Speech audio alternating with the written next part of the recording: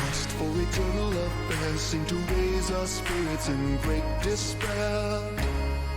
Through the ashes of oblivion, quick and unseen like the dragons of spring, for we owe no debts and bow to no king. Every war has its costing we've paid, won by the bond of the body we've made.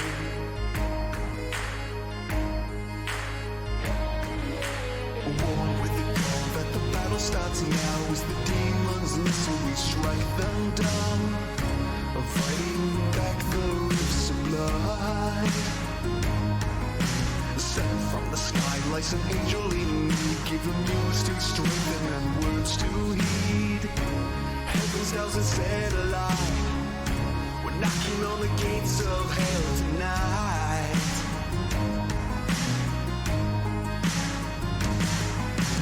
Broken swords and dragons' bones scattered all the way back home, beating to the sound of flashing steel. When the roller heals down, shut the tales and legends talk, strengthened by the hymns of old, weathered out this fighting from his throne, so we sing a traveler's song.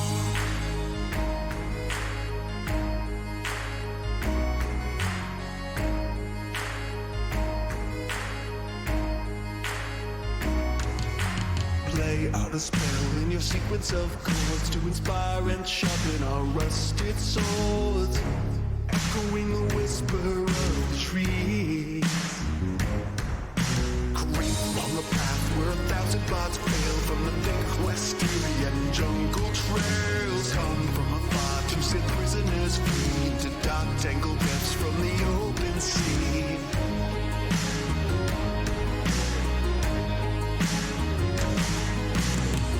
Swords and dragons' bones scattered all the way back home, beating to the sound of flashing steel. When the roller heals down, shut the tales and legends talk, strengthened by the hymns of old, weathered out this fighting from his throne, so we sing a traveler's song.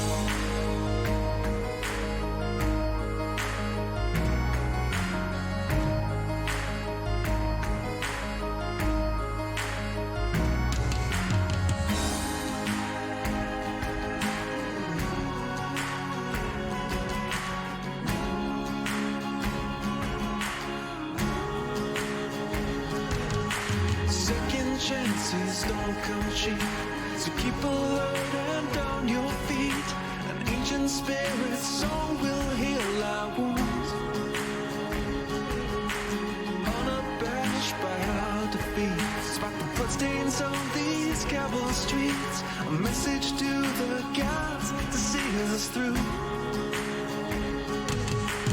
Ever heard, yet rarely sung, so raise your voice and praise the sun. Call a new rebirth to keep us strong. Countless souls along the path, lost to fiends and loads of wrath, will return to play our final song.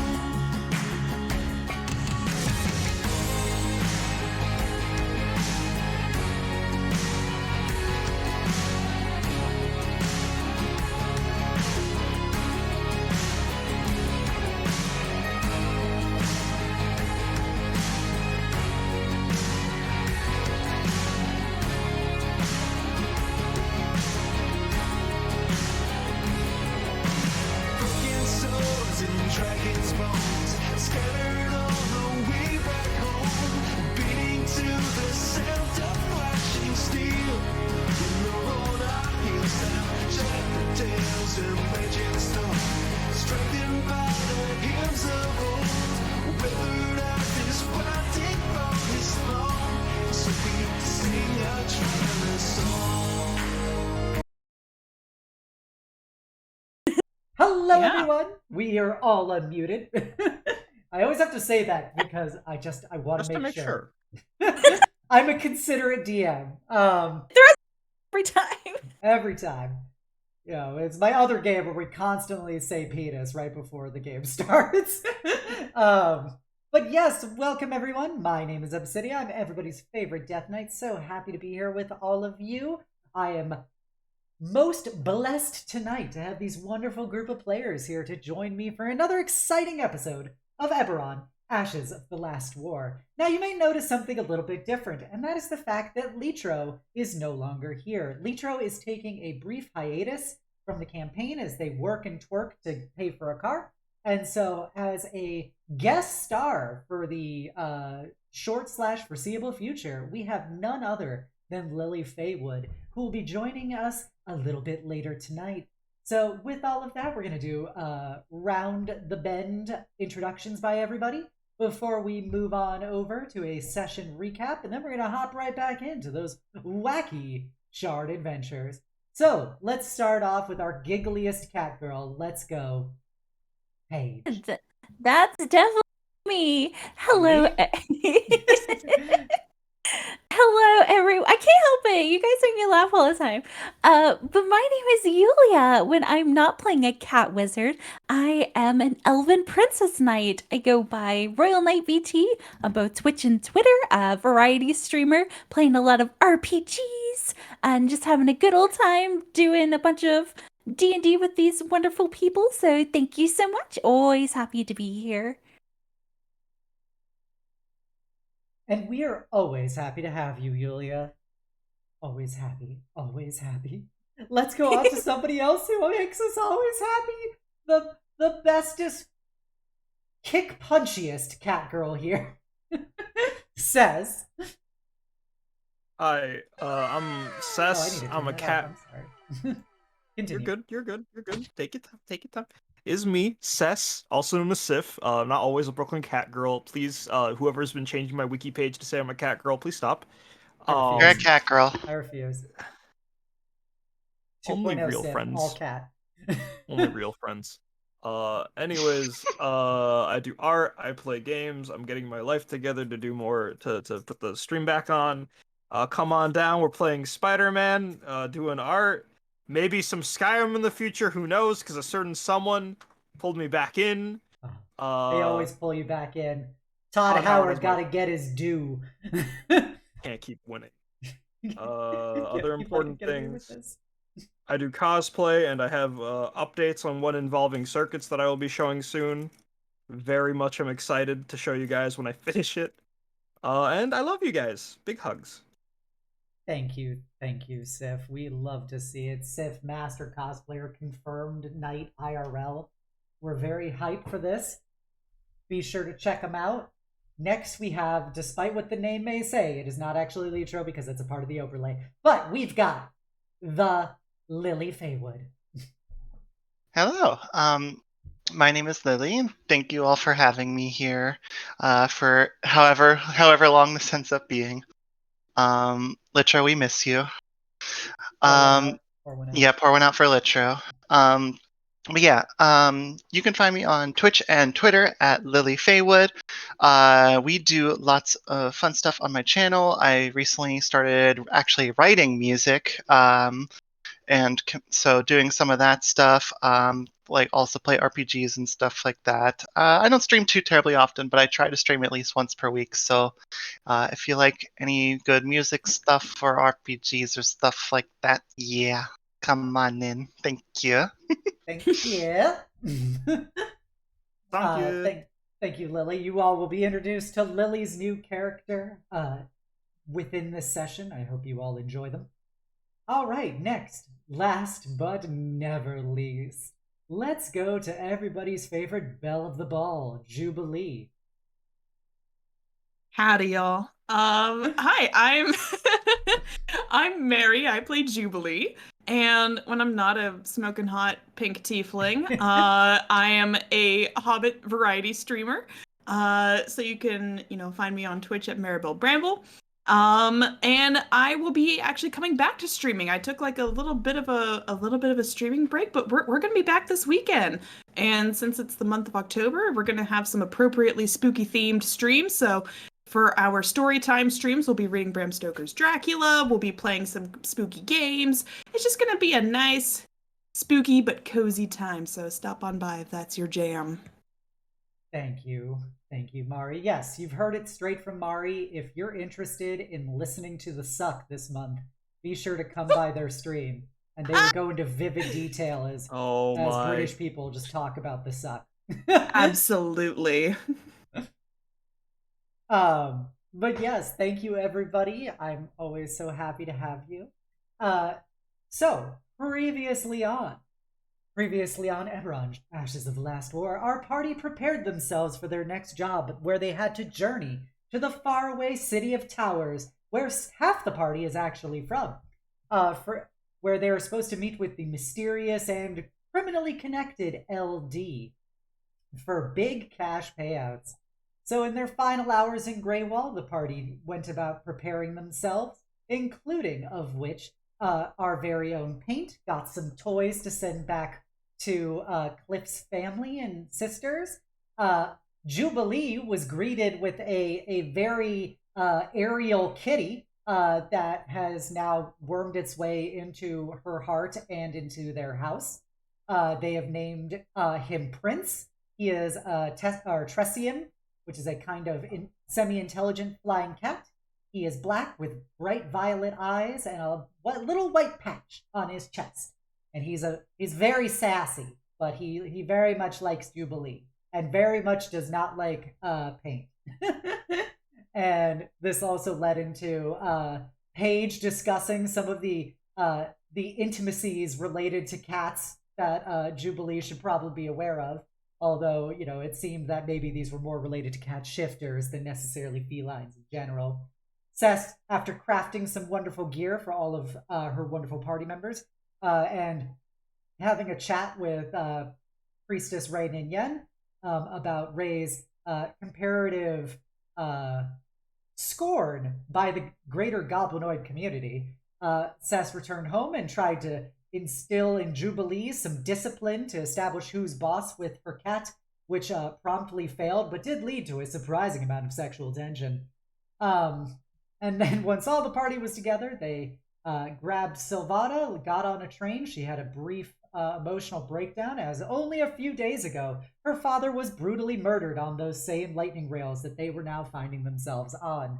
But thanks to the party's love and support, she was able to snap it all together and join them. While on the train, Cess and Paige revealed to the party their backstory, wherein their parents were both killed/murdered. Specifically, their father died in a terrorist attack by none other than the dastardly Ashbringers, of which the party has so far encountered twice, causing one of the towers in Sharn to crumble down. Secondly, their mother was disappeared/killed on a night related to a Silver Flame holiday called Phaethon's Fall, which is a martyrdom and a generally despised holiday by the greater shifter community, as it has been coinciding with pogroms and racially motivated violence against them by the Church of the Silver Flame. The party basically said, we love you and we will always be here for you. There was a brief talk about the ethical nature of killing, of which the party as a whole was like, yeah, I'd be fine killing people. And to which Paint voiced a bit of concern about. And then there was a fabulous period of sexual tension, led to a wide degree of flirting between Silvana and Paige, where they began to actually explore maybe there is something romantically involved between these two, and maybe if they stop being two giant bottoms for like 5 minutes, it could blossom. There was also Paint exploring their identity and personas as they shifted between different forms and that of the party, much to the teasing and incredibly forward nature that they like to advocate. Upon arriving in Sharn itself, they saw that the very same ticket taker, who was really racist towards Paige and Cess at the start of the campaign, had been demoted to custodian, thanks to Paint's messaging their family. And they arrived at the towering city of Towers, a city that is New York on steroids, where the towers go far into the sky, and it is a sweaty, smelly press of humanity. as they checked in, got their Featherfall tokens, and began leaping down bridges as they were heading to the lower district and their eventual meetup with the very same LD. And so that's where we'll pick up, is with our intrepid heroes having arrived at their second bridge leaping down. At this point, Paint is laughing about the kind of the daredevil nature of leaping from these buildings, when you see the House Civis arcane mark appears in front of Paint's face. Much to their surprise, they put their hand up to the mark, and you see that a just rapid scrolling of arcane lettering and runes appears in front of them, to which Paint promptly frowns very deeply and turns to the party and goes, I'm sorry that I have to say this, but I'm going to need to step away for a moment. I've been summoned by my mother. The family needs me, and after everything that happened in Greywall with Kliff, I think I need to talk to them.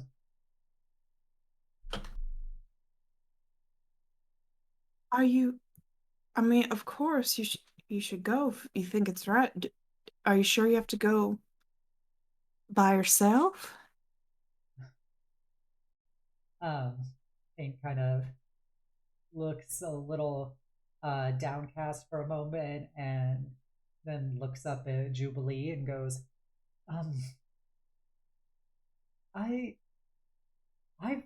not talked to my mother, well, obviously, since everything happened with Kliff, and this will be my first time talking to her truly alone, and maybe it would be best if she have a chance to meet the real me, and I don't think having an audience would be conducive to that.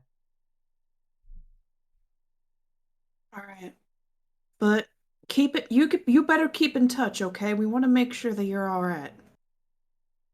Regardless of what those people think of you, when you do reveal the truth or decide to keep acting like Kliff, you got family here waiting for you, all right? They kind of smile at Sess, and they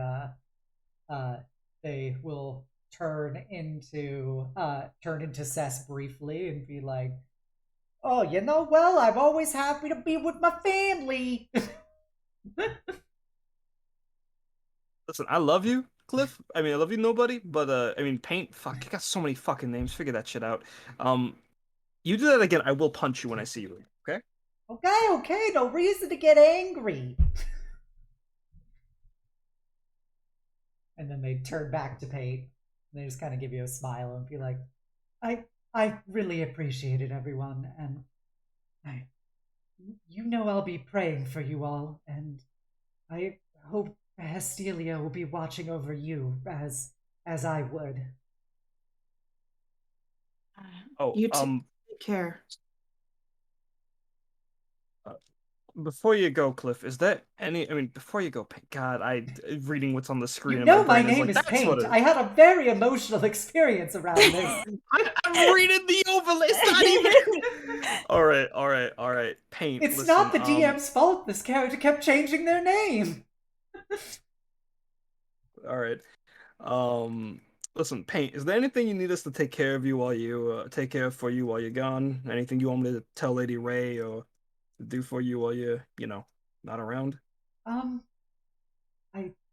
guess the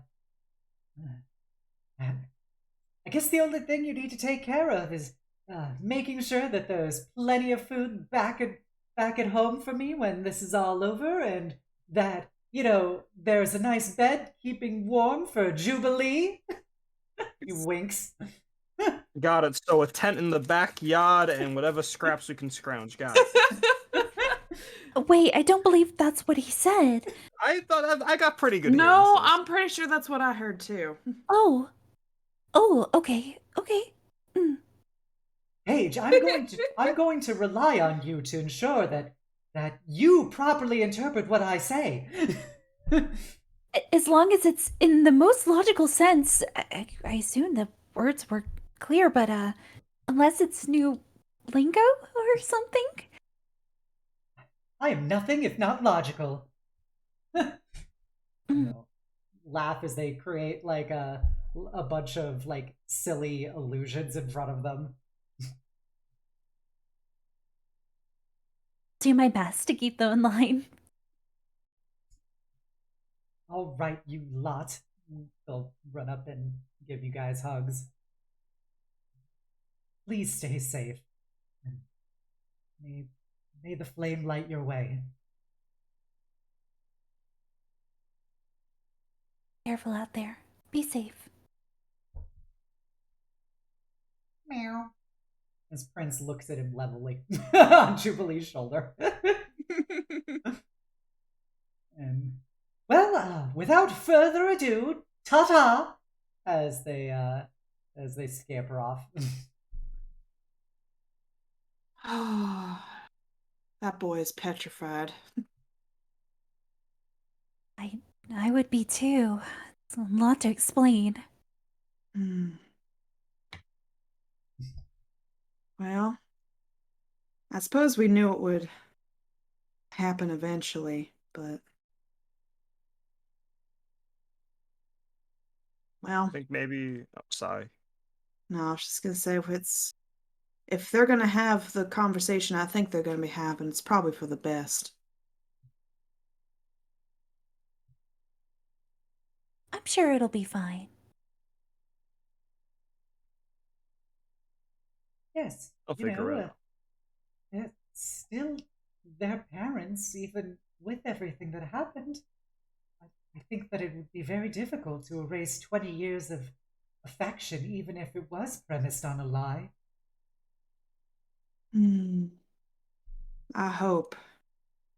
I mean, it worked with you, didn't it, Jubilee? After hearing everything, you were shocked for a bit, but you settled for what you got, yeah? Oh, well, sure, but I'm not his mother. I think you'd like hearing. I think you'd like hearing the opposite of that, though. Huh. All right. Mommy, sorry, mommy. Yeah, With I'm sure there's a lot of things he'd like to hear, but unfortunately, we have a job to do, don't we? Mm-hmm. Speaking of, let's head right over to LD's place. Yes, just lead the way, Sess. Right. It's been a bit, but I think I know the usual spot he's at. DM, I take them to the usual location where I contact LD. Gotcha. I have no idea what it is. If it's a bar, a speakeasy, maybe it's an office. I don't know. We'll see when we get there. Fun little thing for us to find out. Good. I was like, after about another 30 minutes of descent, you guys are able to get to the real annals of the lower district, where you notice that this area is significantly less maintained than the middle districts that you were at when you came in via the lightning rail. The buildings here are much shoddier. They seem to be poorly repaired. The air is much more stagnant, but also at the same time, the smells of like dirt and sweat are mixed with also like very herby, spice oriented food smells. Which is surprisingly like welcoming in its own way.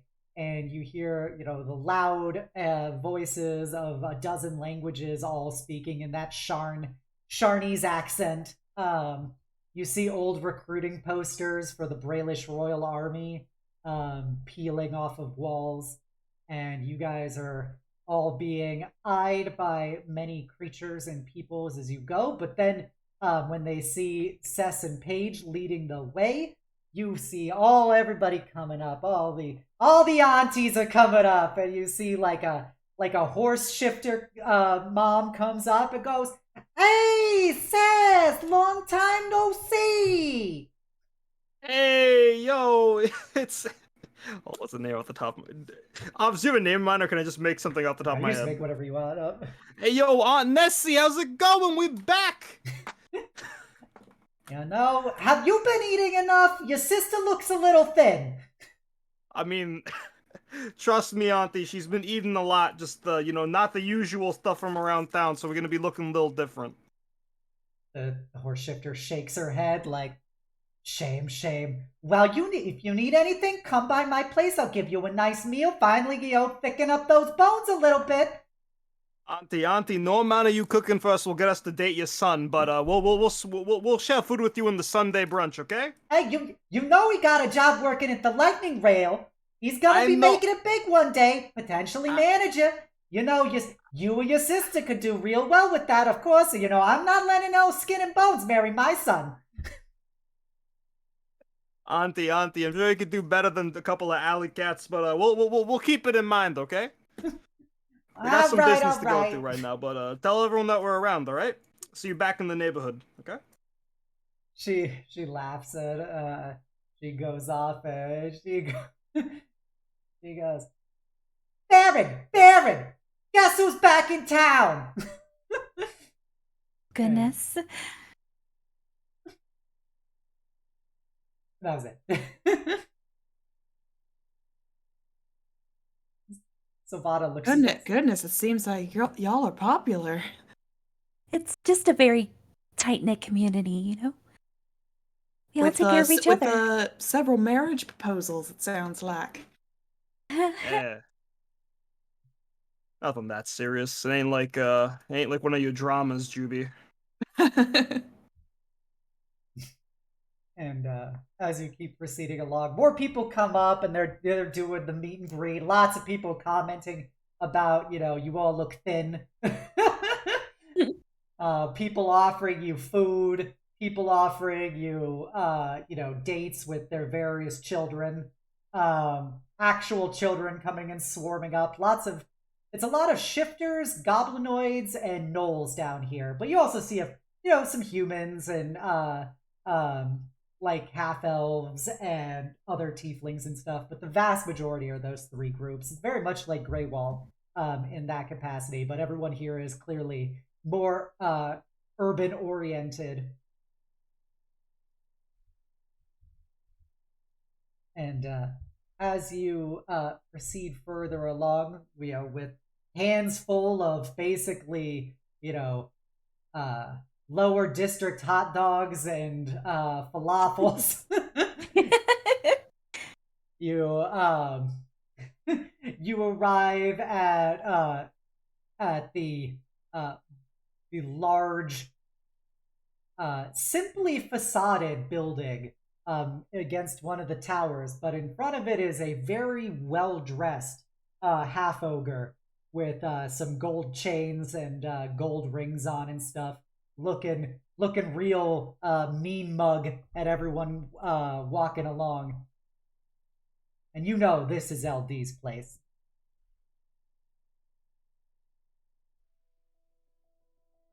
I don't think I need to point out the obviously shady place as the place we're going to, yeah?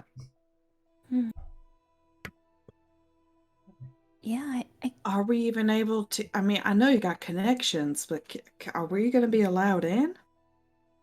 Trust me. I know this guy. We go way back, all right? I pissed him off one too many times when I was younger, and then I started working with him, which pissed him off more, so we're basically siblings. Right. Well, Fruhling. let me know if you need some help laying on the muscle. That's all I'm saying. Don't worry. One look at you and he'll know you mean business. And don't worry, Paige. Ain't nothing like you and me, okay? I out of character, Paige really has never met LD, right? You've known him. He's one of those people that he's always been a pillar of the community. Like, he goes around. But you've never met him personally. You know of him, and you've seen him before. You definitely have not been criminally involved with him like Sess has. No, definitely not. I didn't do anything illegal. I just, bullied some people for him, alright? Completely different. Anyways, when we get in the, I can be kind of casual. You guys might not be the best idea out the door until you get to know him. He's a cool guy, I promise. Just don't piss him off, or you'll find out what LD stands for. And like me and Paige like to say, you don't want to know what LD stands for, okay? You do not want to see it, okay? Okay. Is it really that bad? What LD stands for? Just in case, keep that feather token just active. Just in case. Don't worry about it. So, play it cool or Play it cool. Ask questions. He's used to hiring folks, so I think about the same. We kept it the same way we acted towards that one detective. I have garbage memory. That one detective from House Thrash that we worked with, treat him like a client. And then, when we do this job, I'll probably consider you like family, invite you out to dinner with his, kids or whatever, and his wife, how it be. all right. You're the most familiar with him, so I'll follow your lead in this matter. All right. I guess if that's all concluded, we will walk up to totally not shady office building. As you walk up to the building, the half-ogre looks down at you. And you just hear him mumble, "Oh, sis! It's been a while." Damn, big guy. Did you change since last time? You look bigger. I didn't even think that was possible. Anyways, how have you been, man? You know me, been, hitting the weights a little bit, Ah, exclaims those new biceps. Damn, I thought you got some of that magic shit going on. That's all natural. Good to hear. Pats him on the arm. Yeah, he flexes. Yeah. That's that good shit. Anyways, I'm sorry. Did he say his name? No, you can make up whatever you want his name to be. All right. Listen, little Tony. A little orc boy who was tired of being bullied for being small, so he got jack as shit. Anyways, little Tony, LD alright? Cause some weird old lady told us that he needed help, and you know me, I stay loyal to the cause of sticking it to the man. So, does he have any work that needs doing? Well, LD says, you go talk to him, he always got something going on. Alright. So you mind if me and my friends come in? I promise. They're good. You've seen my sister around. I've seen your sister. And he pulls down a pair of sunglasses and winks over at Paige. Hey, Tony, that shtick didn't work on the yoke ladies down the street. Ain't gonna work on my sister, alright? Hey, you miss 100% of the shots you don't take. Sorry, sis. This is the kind of folks we're gonna have to be dealing with for a bit. She'll just give a little meek little wave. Is Sylvana standing in the middle trying to She is just what is going on right now? Listen, pink lady in the armor, I can vouch. Crazy strong, wicked powerful. Don't actually fill it with her. I cannot tell if she'll go red or if you'll go red. So, be careful. And, lady with the big fat hands right there, yeah, don't mess with her either. I've seen her punch things, way different from how I do it, but, they hurt just as well, alright? Okay, well, I'd like to see those hands in action if they're as strong as you say. But, I'll do you a solid, sis. Thanks, Tony. Alright, guys, come on, let's get in. He, pulls a velvet rope out of the way. Looks at you all leeringly. Thank you, Tony. Hey, anything for you? Thought you talk to me afterwards. I show you around the place. We'll see about that. We'll see if I got time. I'll be waiting here. So here's the thing about Tony. God bless his soul. He is desperate to go on a date. And we're saying this as we're out of earshot. Yeah. But there's this 1 Minotaur chick down the street who works for the Pete's Bodega. Yeah, she likes him, but he's as dull as a fucking rock, so he never flirts with her. So that's fun to watch. Maybe we could help out with that. It depends of whether or not the gods will let us partake in a silly little side story joke, but who knows. Yeah, forget the main quest line. We gotta get Lil Tony a date. Yeah, this is a real. We gotta go to the dating sim version of this. Reality. But yeah, as you enter the building itself, it appears to be a bit of a club, kind of a clubhouse. You see like there is a stage with people dancing on it. You see there is a warforged bartender. There is a minotaur. There is a male minotaur who's like basically moving like a bunch of arcane crystals, and you see and it's playing like these different like music beats, kind of like a turntable, and he's jamming out. And then you see in a corner behind a couple hobgoblins in full armor and weapons, looking very, very Lady Ray-esque, just scowling. You see an enormous slab of a man. It's a gargoyle, probably about 9 feet tall, wearing a cream-colored 3-piece suit. And he has a very effeminate tattooed Goliath kind of draped over him with looks to be a sandpaper kind of brush polishing the gargoyle's wings, and just kind of just whispering to him and stuff as the gargoyle is smiling. Gold chains also about his person and jewelry everywhere. He grabs a set of what appears to be precious gems, puts them on the table, smashes them into dust, and then proceeds to put them inside of a paper that he rolls up and lights as some kind of cigar. And Cess, this is LD. Oh my god, I love his style. Oh my goodness. LD, didn't the missus tell you to stop smoking that stuff? You see LD just slowly turn that stone neck that's as wide and thick as his head. As he stands up, and the Goliath kind of rapidly kind of has to recoil back as he moves up so quickly. If it isn't Cestus walking into my bar acting like she owned the place. Come on, LD. You know I owned it. You know I earned my fair share. Keep this place working for you. I may as well act like it, yeah? You think that entitles you to talk to me in such a way in my establishment? You see, he says, put on like the smuggest cat face and go, yeah. Well, you're fucking right. Get over here, kid. It's been too long. Absolutely going for LD for a hug, and probably one of the only times you'll ever see Cess be picked up by someone else. Yep.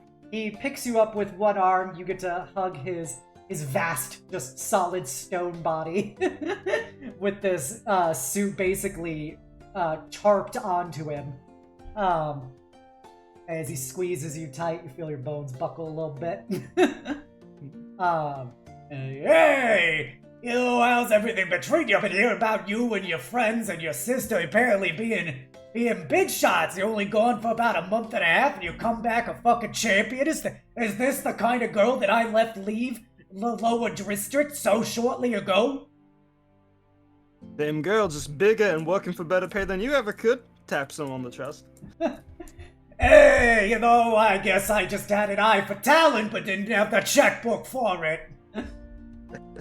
It's okay, LD. We're back. Came back in town because I heard from a certain someone that you would need some help. Oh, wait, where are my manners? Everyone, quick! Get used to these faces. They're friends of mine. They're important to me. If you mess with them, I will beat you. This is my sister Paige, as you know. Lifts her hand up, shows her around. Don't touch this one. Paige, you look a little thin. You been eating enough?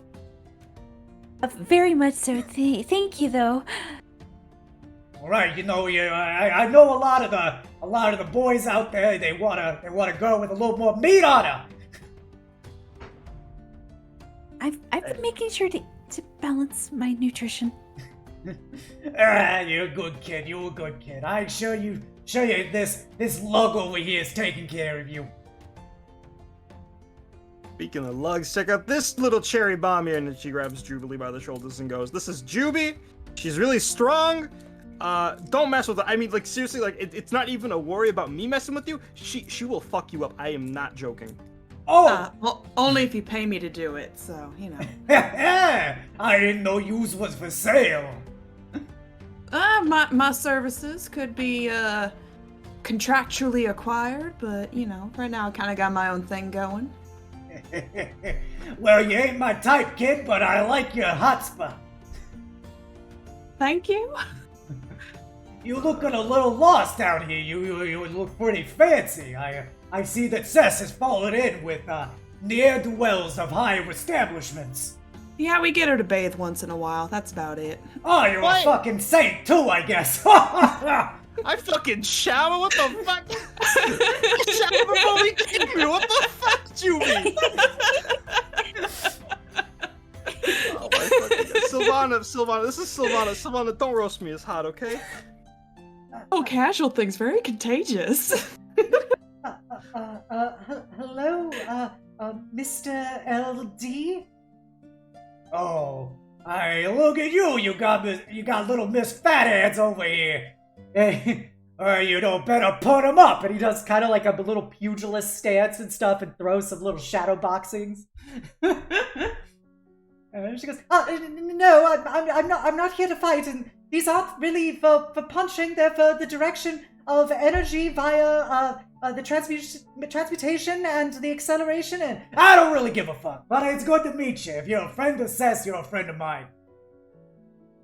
And he'll sit back down into his basically throne in this place, and the Goliath will come over and drape himself in LD's lap.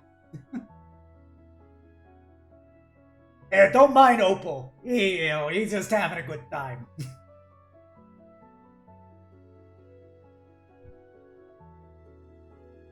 So, anyways, yeah, LD, do you know anything about a crazy woman that can enter your dreams? And this is something we need to talk about in private. We can go to your office too, because it's kind of a lot. Nah, Mom. This is pretty straightforward down here. I know all about your prospective headhunting. The daughter didn't notify me ahead of time, so I was prepared for you to come here.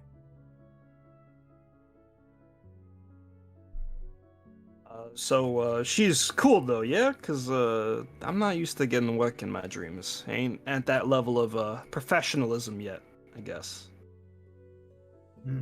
I get you. Yeah, she's good people. She takes good care of you. She's part of what keeps this place moving. These mouths don't get fed purely by my own business enterprises. Sometimes you need a little help from Drome, if you catch my drift. Noted. So if she sent you here, that means she wants you to do this because she thinks you got potential. You know, something I'm very well aware of course. Glad to hear you can recognize what you need. So, about this job, she work out the payment with you, tell you what we're getting paid and all that? Yep. I know 1,000 G each. She has got this big ass smile of yes, the big leagues, baby.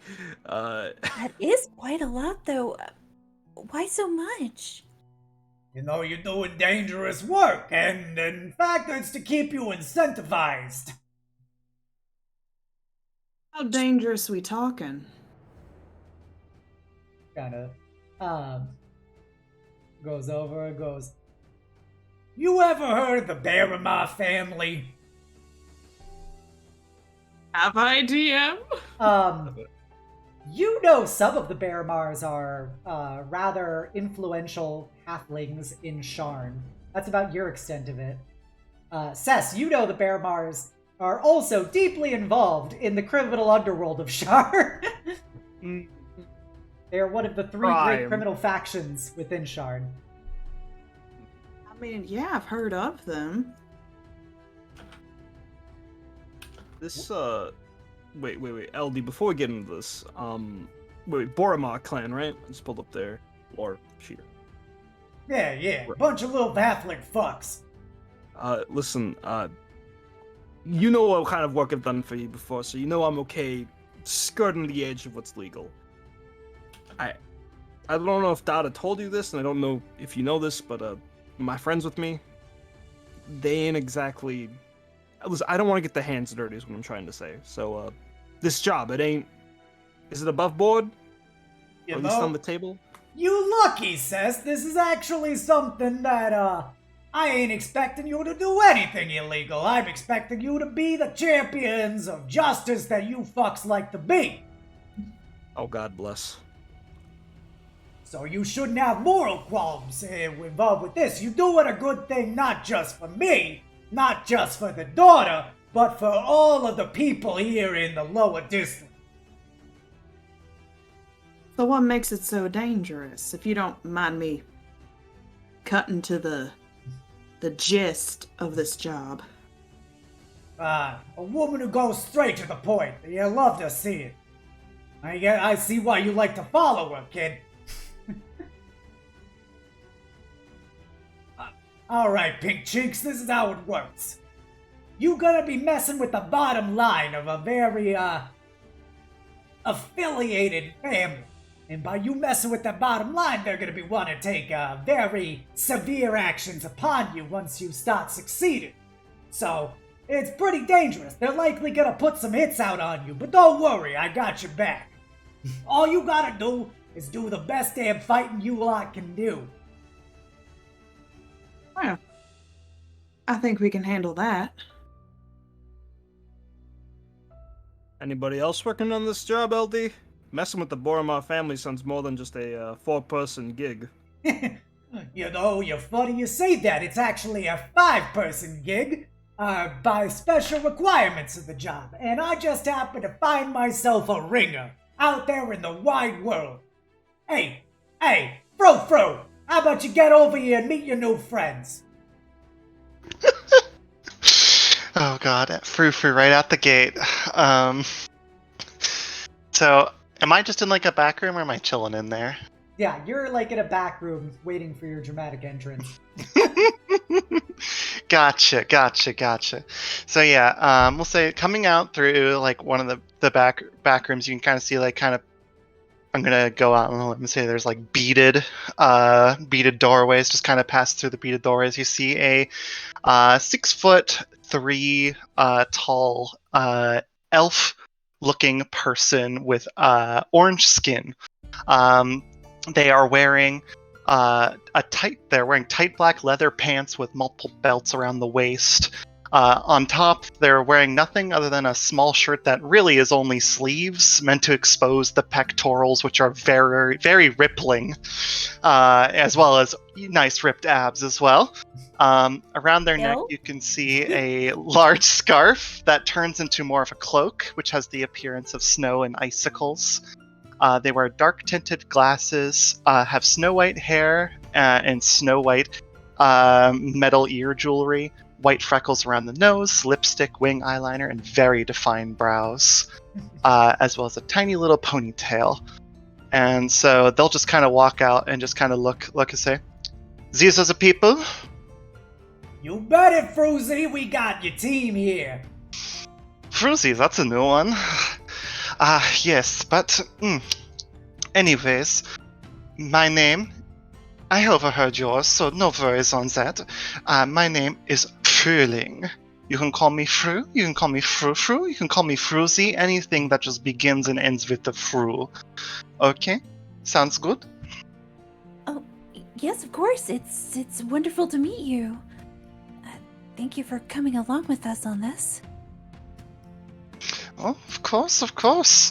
I just, it's one of those kind of things where you just kind of want to make sure that we're all on the same page and everything with that, Sorry,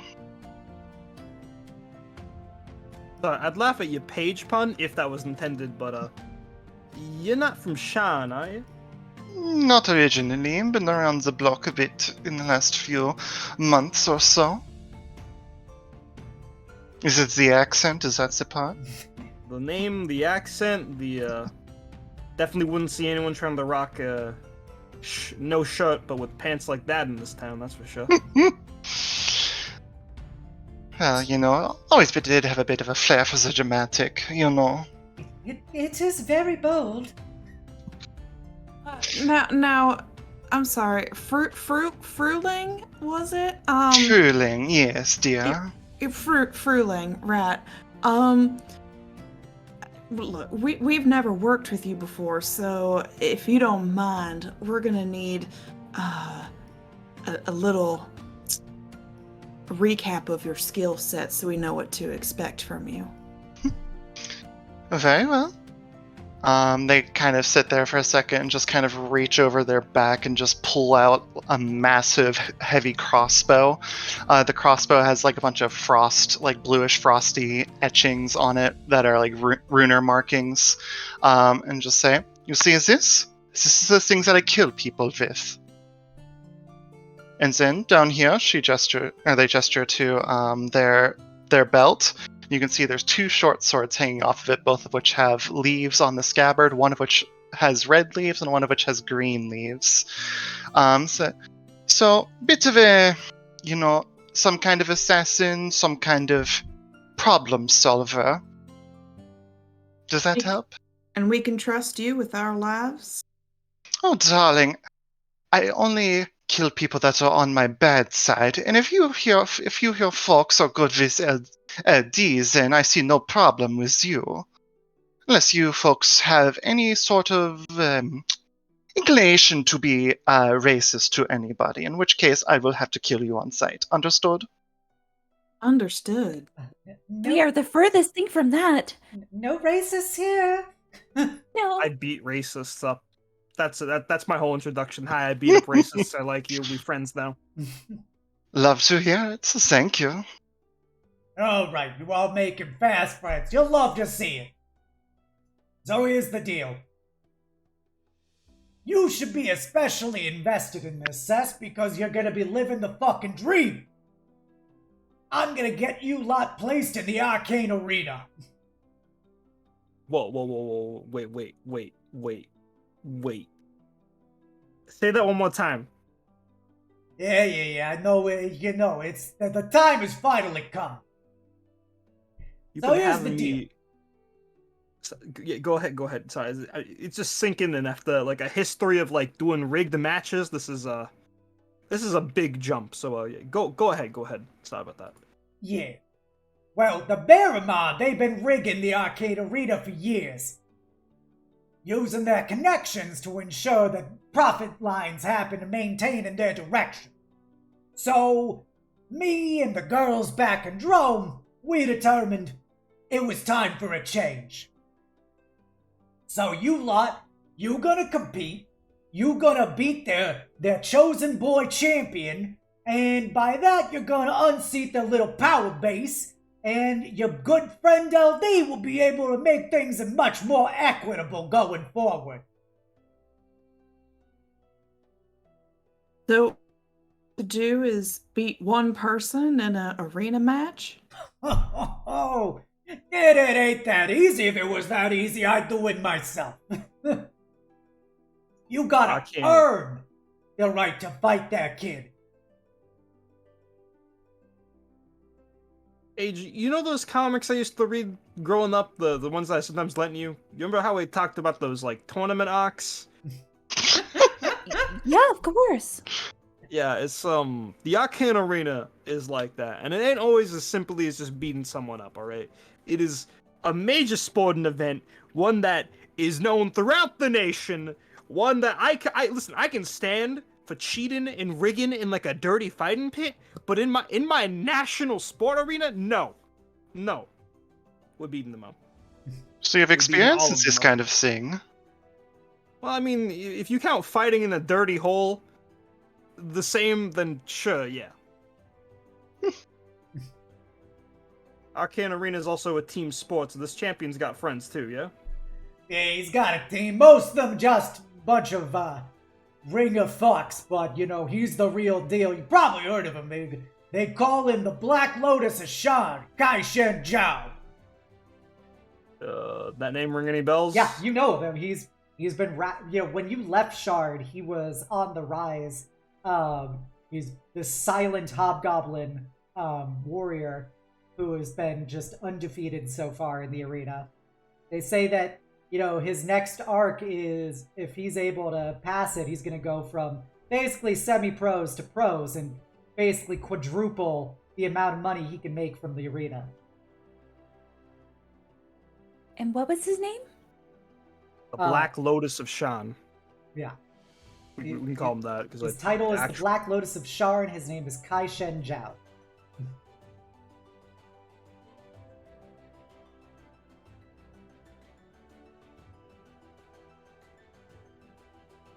So you said that this is a bit of a team sport. However, something tells me it's not entirely about who can kill each other as quickly as possible. Can you tell me a bit more about that? Wait, is this sport a death match? We have to kill him? It can depend. Also, you know, killing isn't off the table, but it's kind of frowned upon in certain circles. I wouldn't do it in that arena, but you know, these guys are cheaters, so I wouldn't say anything if you did. And yeah, Fru, you're right. Sometimes it ain't so simple. They've come up with some pretty fun ones in the past. Like, you take a bunch of competitors, you strip them of the weapons, and you put in one giant-looking monster boar in there, and you just see what happens. What a sport. Yeah. To earn the right to go face against the Lotus, you first gotta do some initial rounds against some of the magically generated monstrous creations they like to compete with. So, you able to make it past 2 rounds of that, you'll be able to get to square up with the boy. What makes the boy so special that he is our target in this kind of situation? Doesn't sound like he's done anything wrong from the first bit of description that you've given. He's a pocket celebrity. He's got potential, great marketing potential. He's got the mysterious warrior. And the crowds love it, despite the fact that he don't do interviews or really appearances at all outside the arena. Also, he's repping the Boromar family, right? Yep. Gonna be one hell of a rigged bet if he loses. Yeah, you know that if he goes down, they're betting a lot of money he's gonna win. So I'm saying, you know, if the odds end up being where he goes dropping, I know that there will be a certain established gentleman who will be definitely wagering upon 5 plucky young folks who just came into his bar.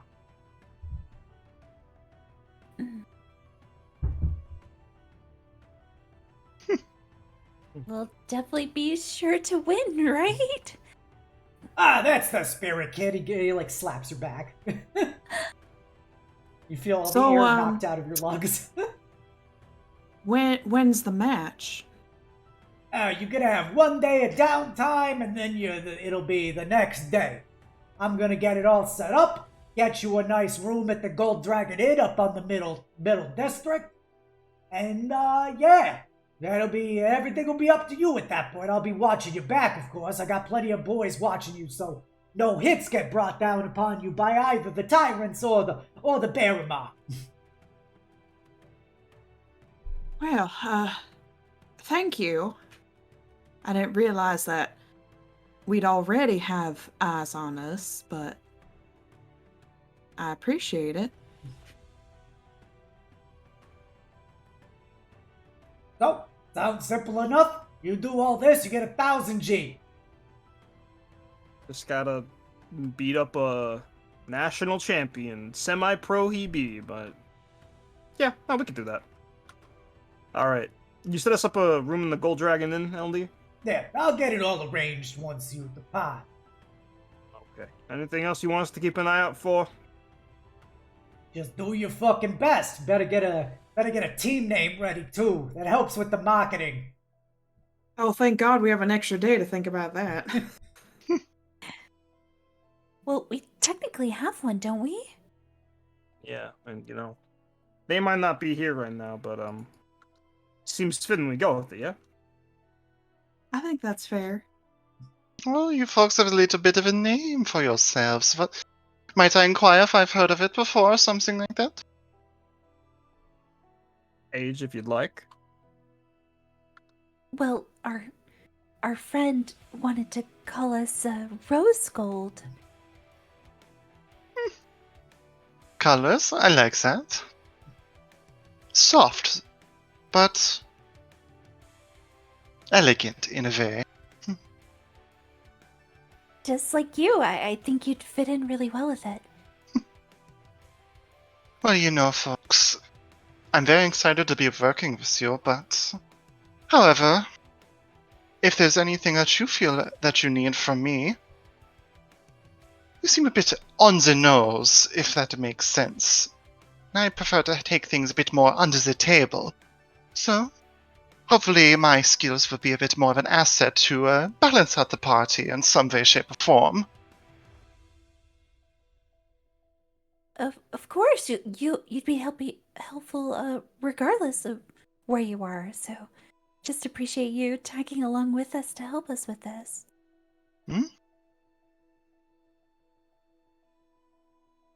Don't worry, my eyes will be on the horizon and in the clouds to try and make sure that any of these potential hits have no chance or anything like that. Well, welcome to the team, I guess. Always welcoming. Oh, darling, both of you need to have a bit more confidence if you're going into a cage match like this. Huh? What? Speak positively of yourselves, okay? I didn't Oh. say anything. Oh, you're That's just the hesitating point. all the time. Stammering and stuttering. Darling, I'm here for you, okay? So Savata looks very bamboozled right now. Yes, of course. Then, confidence, yes. Confidence. Confidence. All right. You all becoming fast friends? You can feel free to have a drink here. I need to go talk to your girl Cestus for a moment before the rest of you could depart. Just give us a bit. Wait outside if you gotta. Yeah, Tony'll keep you company. Oh, goodness. Well, Is that Sounds good like of a we're gonna man? become fast friends with Tony. I guess so. Or, I mean, if you guys are hungry, we can go by to, someplace that I know, and Cess can just meet us there. Yeah, that sounds just fine.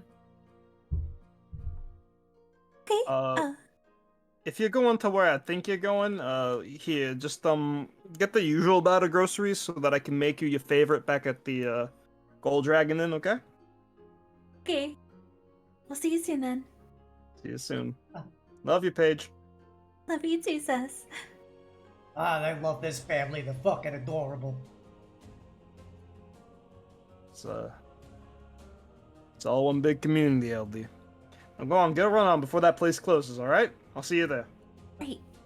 All right. We'll meet you there. All right.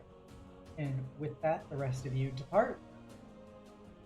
LD will take you into the back room that Fruhling came from. After giving a kiss to Opal the Goliath, getting them out of their lap, he'll lead you into the back room. You want a drink, kid? You know me, I don't like to drink on the job, LD. You've seen what that does. You ain't fucking working yet. You gonna come into my place and disrespect me by turning down a drink? What kind is it, LD? What kind is it? You know what kind it is. It ain't firewater, is it? You know that shit makes me absolutely the worst. Hey, you're a big shot now. I'm gonna bust out the fine dwarven shit. You got some of that gem water? I know you like sipping on that. Only the finest. Alright. Come on, pour me a shot, all right? And let's get to business. All right. He pours you what is basically dwarven Goldschlager. It's bits. It's like tiny pieces of gems inside of it, and it is a very smooth whiskey.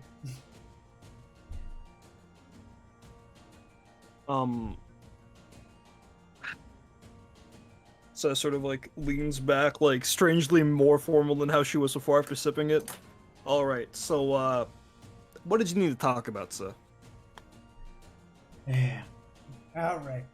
I bet you're wondering why now, after all this time, I'm helping you go up to the arena. Yeah, I take it Coach took that news too. You told him, right? He's gonna be with us, yeah? Oh, I ain't told him yet. I'm leaving that up to you. Oh, you are putting me on that. Oh no. Well, it's important because I gotta give you some fucking context. You know, you a good fighter. I always thought you were a good fighter, and you know you're a good fighter.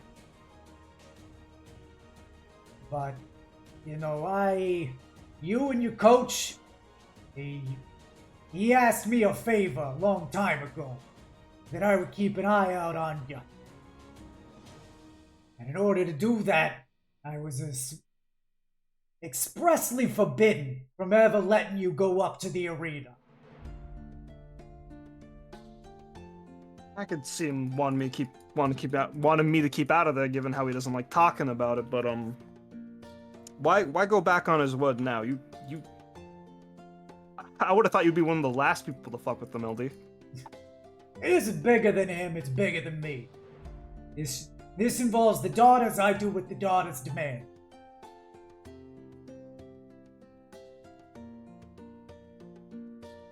As much as I'd like to portray otherwise, I am not the biggest fish in the pond.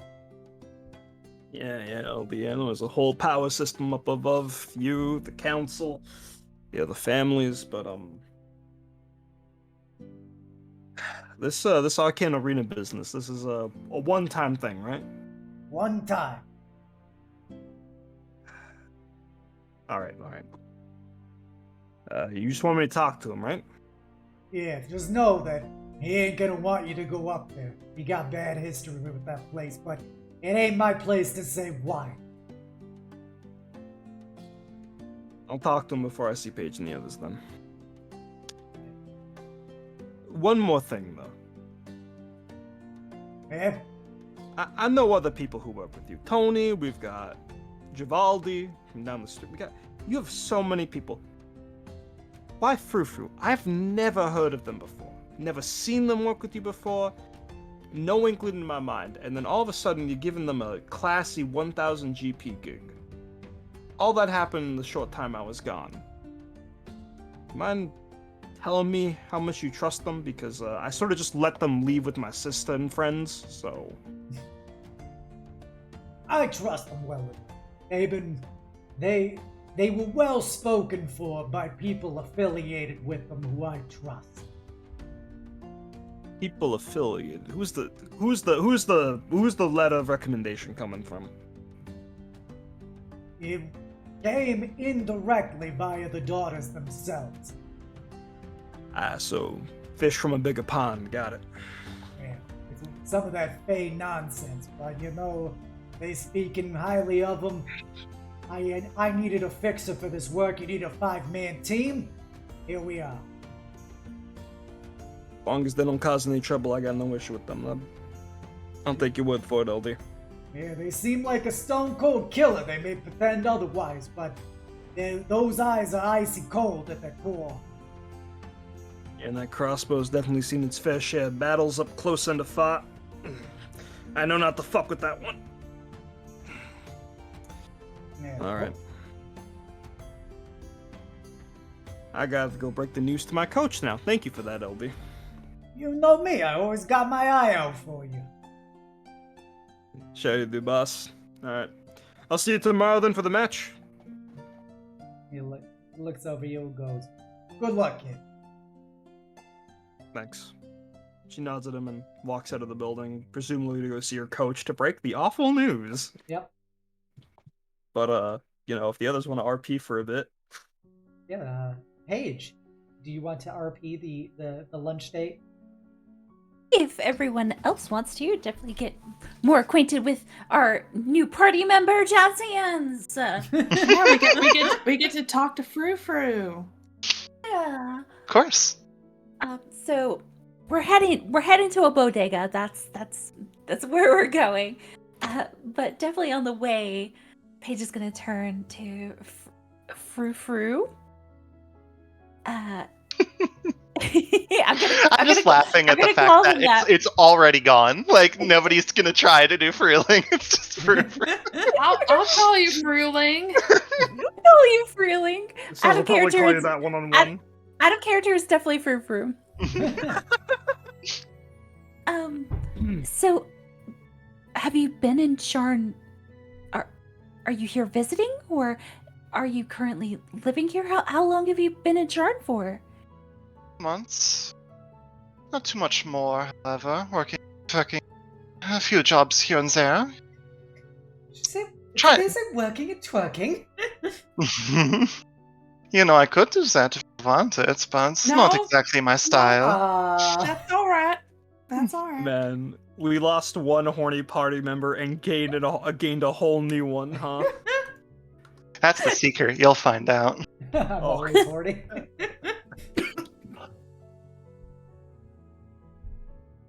Not exactly my style, however, but it's just a bit more of a work hard, play hard kind of style. That should cover a bit about what you should know. Understood? Of course, yes. Yes. I imagine your work requires that fine piece of machinery strapped to your back. Not always. No?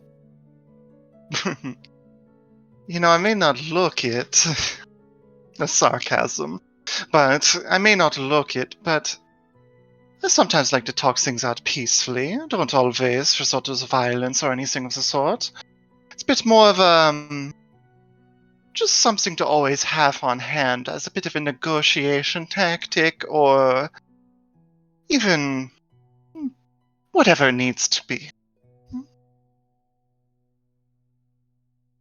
That's kind of why we all have abilities to protect ourselves, so I suppose it definitely makes sense. And it's really neat. So I hate to be so nosy, Fruhling. It's just we don't know you. We're about to trust you with our lives in this arena, but do you just offer your services to, whoever has the heavy pockets to pay? Or are you affiliated with a house or a family, or what is your what's your deal? Heavy pockets, if they come naturally, yes. House, no house or nothing like that. Family, yes, but small one, nothing like the ones that some people in Eberron have or something of the sort. If you're asking why to trust me or anything, I don't exactly have a perfect reason. However, just know that I only hurt people that have either hurt me or hurt others with no good reason. You folks seem kind enough. So, as of right now, you have nothing but my full support. However, as I've watched the city, I watch you with very keen eyes.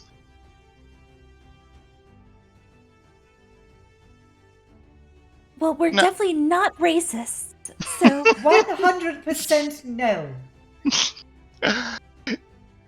I appreciate that. So a lot of people that are tend to say that they are not, because they believe it in their minds. However, given the fact that I'm here with Tiefling, a few shifters, and sorry, what is Sylvana's race of? She is human. Okay. She's a white human. and a human that seems to be very good friends with them. Something tells me that it's not exactly the case here.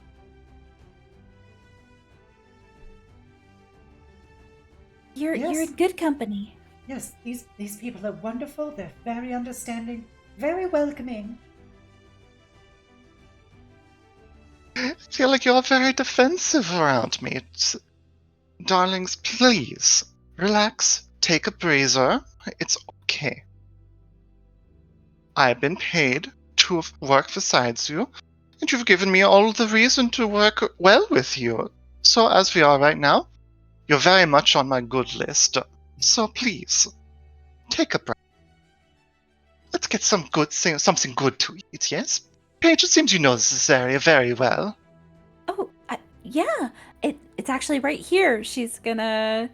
I assume that usually the door is always open. Yeah, She's yeah. just gonna head inside. Okay. There is a sorry, one second. Okay.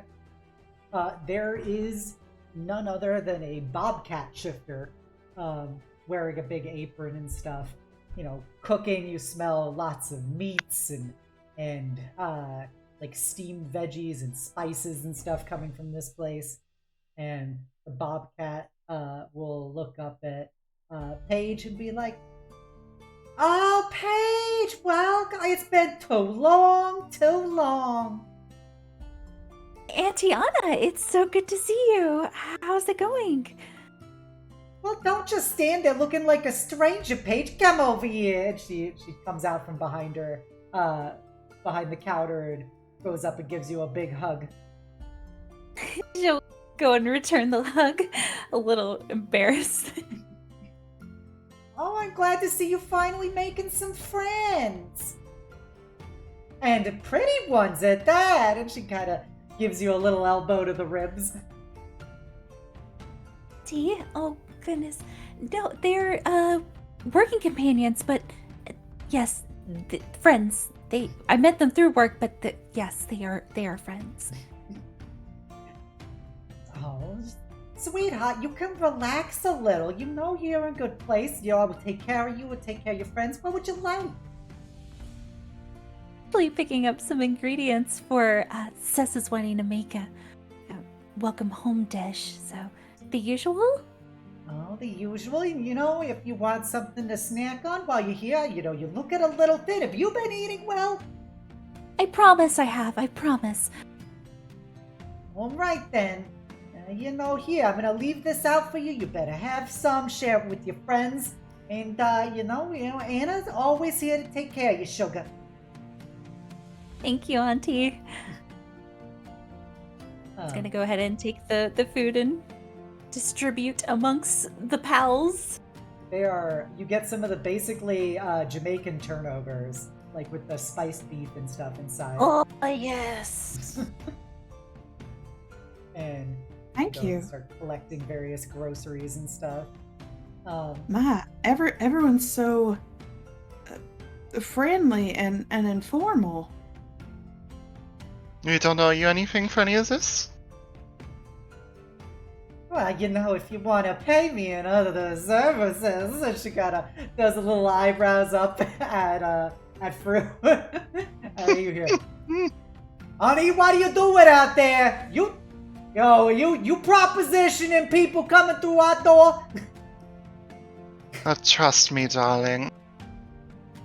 I have no qualms with you, but this is something that's saved for other purposes, understood?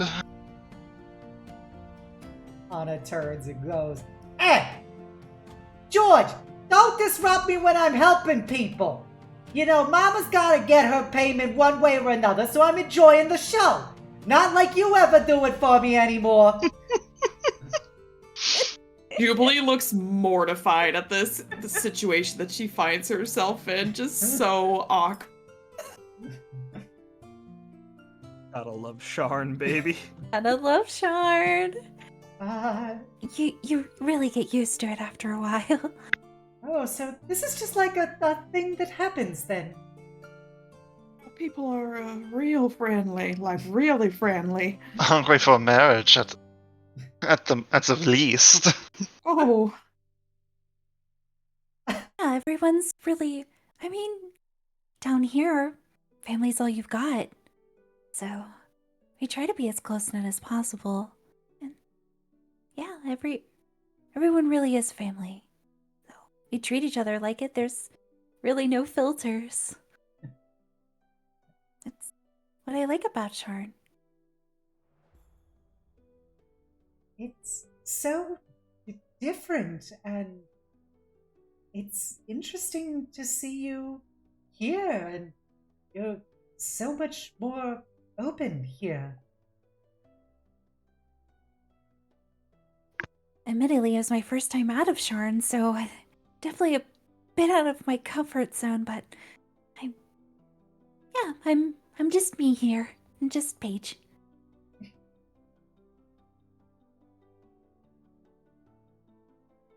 But you guys eat up. I'm gonna help her grab some stuff, and we can start heading to the hotel. yeah. That sounds fun. Take your time though. There's no rush. If you need anything, feel free to look around, and I'll get something for you. I think we're good. I'm looking forward to eating this pastry thing and the wonderful meal that Cess intends to prepare for us. All right, but if you want to try these, she's kind of going through the aisles and pulling out like the equivalent of a Twinkie. Like you haven't lived until you try one of these. Oh, it looks so magically preserved. And she'll like pick it up in her gloves and be like, if it's okay, she takes a kind of hesitant bite of it, and then she kind of perks up and she goes, "Oh my, that is quite sweet." Yeah, enough sugar to fill your day. It's certainly quite the dessert. Yeah, those things don't age, so don't worry. It's only been there a couple years. It tastes just like it was baked. Well, years. Yeah, the expiration is just a suggestion. It's really okay. Savannah was like halfway through another bite and she kind of stops and looks with her mouth full of it and goes, "Oh, it's sugar." The magic is a wondrous thing, so... I promise, it's good. It is. I've never gotten a stomachache. I'm pretty sure Cess hasn't either.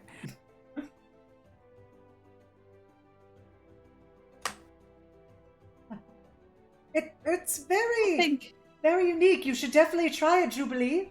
I think I'm good with my pastry here, and she's gonna take a bite and realize that it's savory when she expected sweet, and she's like, oh,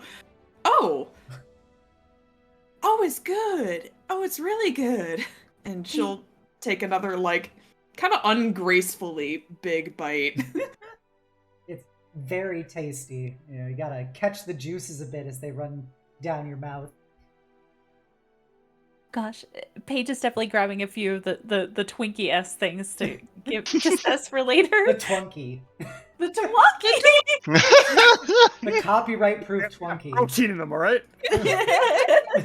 Fruhling, who is probably just like eating without really saying anything, just silently acknowledging the quality of the pastry, is probably going to take a second and just sort of like slunk back a little bit, reach into their purse and just drop a like sort of like slide a gold coin next to wherever like the register equivalent is, and just leave it there. As Anna and Paige are grabbing groceries, Anna's gonna lean in and be like, "So, you met anybody outside of Sean yet?" Goodness, Auntie, it's really not like that. I'm doing work. You seem to be working with some real pretty people there. kind of subconsciously like turns and looks at them for like a couple of seconds with their eyes resting just a little bit longer on Sylvana before looking away. Yes, they're all attractive. I guess you could say that. They're all really beautiful people, both inside and out. It's been a great experience so far. I'd love to hear it, sweetie. I'd love to hear it, but you ain't getting any younger, and they're all very pretty. I know if I was in your shoes, oh man, it'd be like horse riding every day. Well, you got George to take care of that for you. She kind of groans. George is good people. What'd you say about me? I said shut the fuck up, George! The wonders of marriage, isn't it? I want to be as happy as both of you one day. Aspire for great things. Jubilee just quietly contemplating her own parents' marriage. I'll tell you about the stories after all this is over. Definitely stop by again. Oh, you gotta stop. You gotta bring your sister. There's this boy. You know the Giovannis? Well, they just had a new job opening for their youngest son, which has given them enough employment that their oldest son has actually been able to secure the right test to get promoted. He's going places. They say he's gonna get off the assembly line for Decanif soon and become a full-fledged mage right. I could say your sister could do worse. She could do much worse. You've seen some of the people she's been out with, haven't you? Well, honestly, a little surprised, actually. I didn't really know a lot of what she was doing outside of work. You at the school and everything. It's totally understandable. You can't watch that girl 24/7. Yes, she is a free spirit, but it's all right. But I'll make sure to let her know about it.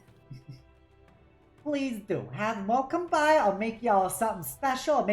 I'll make you that one thing you like. I know you like it. You haven't had it since you were 12, but I know you love it. Oh, yes, I will. Thank you so much. She'll grab you and give you a big kiss on the forehead as she hugs you. Gonna go ahead and squeeze. All right. Well, thank you again. I'll pay for it. Oh, sugar, it's totally fine. Seeing those people you brought in today makes me feel young again. That's payment enough. I know that's gonna give me plenty of material for the next couple days. Well, at least she'll at least pull out 5 pieces of gold and slip it into her hand and close it. Like, no refusing. Oh, you're such a good mensch, Paige. You're such a good mensch. You've done so much to help my sister and I. It's really the least I could do. And she'll take a pack of the basically like a caramel apples that she makes, and she puts them in the bag of groceries and goes, just a little bit from me to you. Thank you, Auntie. Thank you for everything. And you get all your groceries. Return to your party. All right. The hotel's not too far. I guess we'll go over there and so we can meet up with Cess. Yes. Everybody here seems very vocal about you two. Well, She's got a colorful personality, and I kind of like it. So you two are kind of celebrities or something like that? It seems to be that everyone knows your names. Everyone is very interested in your futures. oh, well, I guess we were kind of raised by the community. parents, died off when we were pretty young, so he kind of took the responsibility for us. And I mean, I was one of the first people from the lower quarters to go to the school, and Cess being so good at fighting, I guess our names got around a little bit, but they're all like our parents. They're all very proud of us.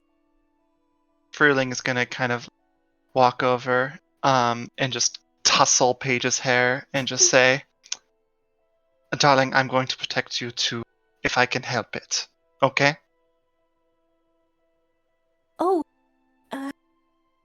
thank you. Her face gets like really red and her tail's all poofy. You have very soft hands. I've been told as such. Jubilee is eyeing this encounter very closely because Paige just told her like 12 hours ago that was a very intimate act of head pats. Her tail is so poofy. Silvana is like beet red looking at this. Just a shock. Oh, she's like incoherent right now. How tall is Paige and Cess, by the way? I don't remember. Paige and Cess are 5'8". Yes. Okay, so it's like 7 inches difference there. Whoa, Julia! Hey, yo! That was a giggle if I've ever heard it. 7 inches, oh my. Oh my! Oh man! Woo! Anyway, what is Sis up to? That was my a God. reaction. I'm gonna clip that later. I'm leaving. Goodbye. With that, you guys can leave the store, the bodega, and start heading back to the middle district of the Gold Dragon Inn. Yeah, eventually you go up there, and you'll arrive there probably like maybe just a few minutes later. Cess will show up. But wasn't you gonna go talk to Coach at some Oh point? yeah, sorry, I forgot about that. So fuck that. You're not. It's not gonna be a few minutes later. Cess, Got it. you're gonna go see your coach. All right, gonna go see Coach. Where the gonna go to the usual training spot, Dark Dirty Ditch, and see if he's there. All right. Yeah, you go there. Assuming that's where you want it to be, Obs. Yeah. So you eventually go to the old trading spot, and you see Coach, who is a squat, just brick wall of a Durgar man. And thank you, Scarth, for flipping that. No. Forever immortalized. Forever immortalized. I With hate my life. with a gray mohawk, and like the sides of his head are shaved, and he's got a long drooping mustache and mutton chops, as he is wearing just his steel clad leathers, complete with spikes and dwarven iconography on them, and razor blades, as he is just wailing into some practice dummies, tearing out chunks of them. That's what it looks like when I fight like you. Haven't seen you hit the punching bag in a while. Everything all right, Coach? Oh, back. Would have sent a letter, but well, I'm here now. No. Before I go into business, everything all right? You seem more angsty than usual. Man, you know how it is. What brings you back? I thought you were coming back for a while. Got some work here that I need to do for LD. Don't worry. It ain't anything dishonorable like you said, like roughing up some, lower class people, but Yeah, or is you better than that? Sure did, Coach. Sure did. Listen, Arcane Arena, you still don't like that, right? He does one last haymaker and rips off the head of the training dummy and turns to look at you. What about the Arcane Arena?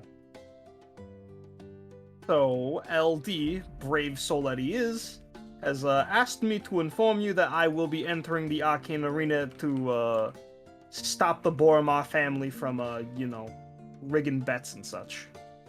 No, you ain't. And, You ain't that big of an idiot. sorry to exceed your expectations, Coach, but I am. Sort of had to accept the contract before finding out what it was about.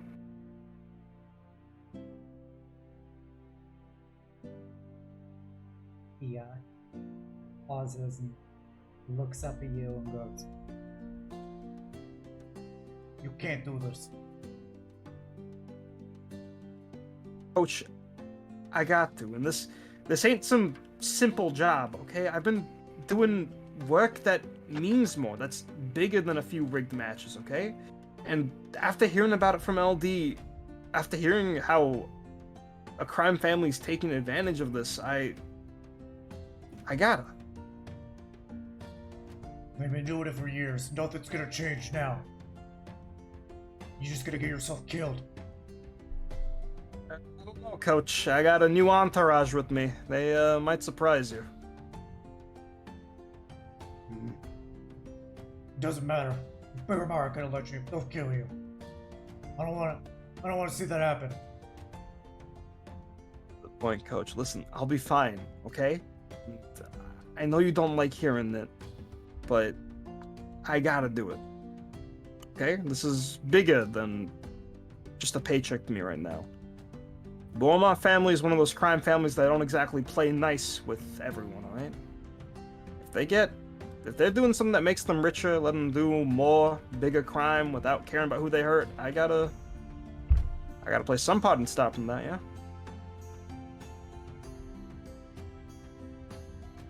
kind of grinds his teeth for a moment.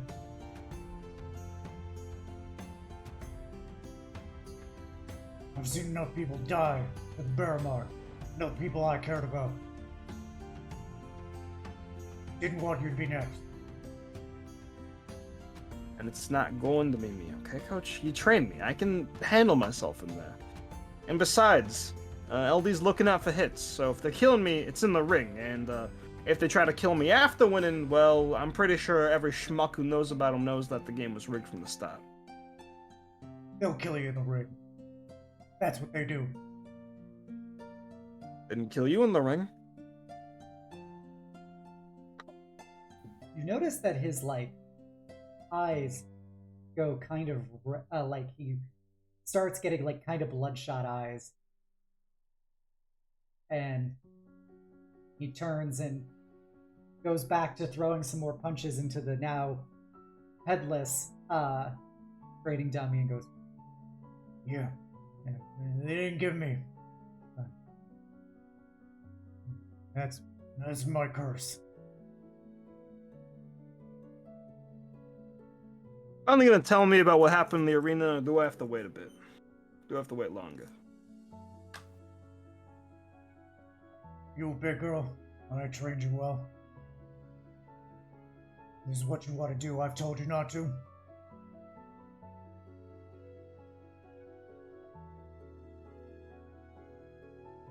Be ashamed.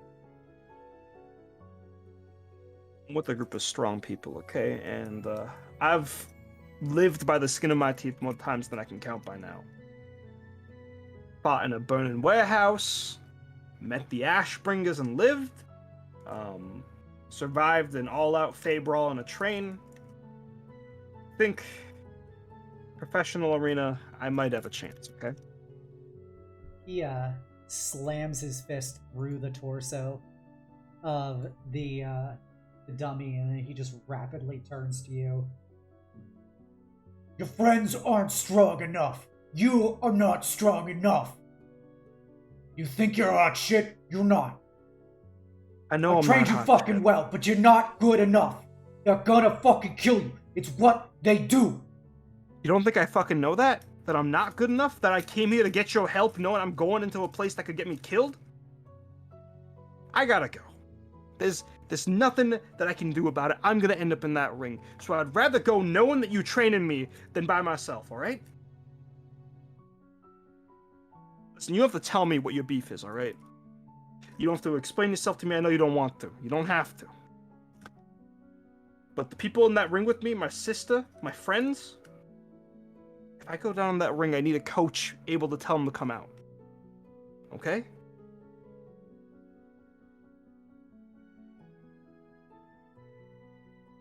It looks up at you, and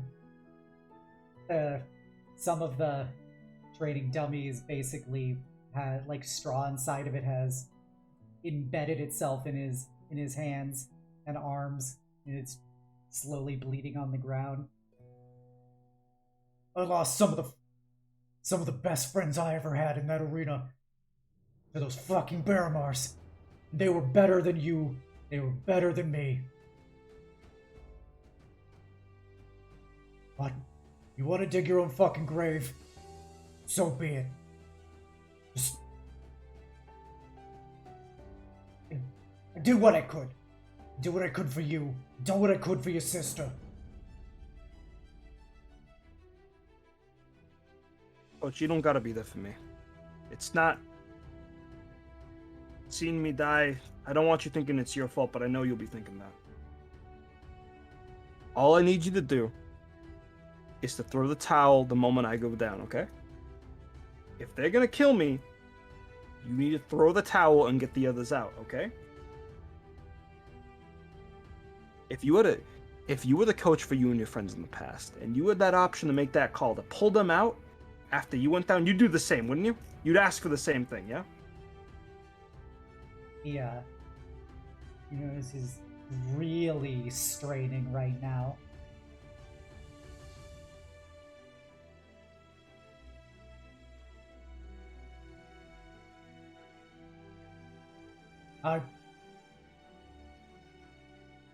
I'll watch you.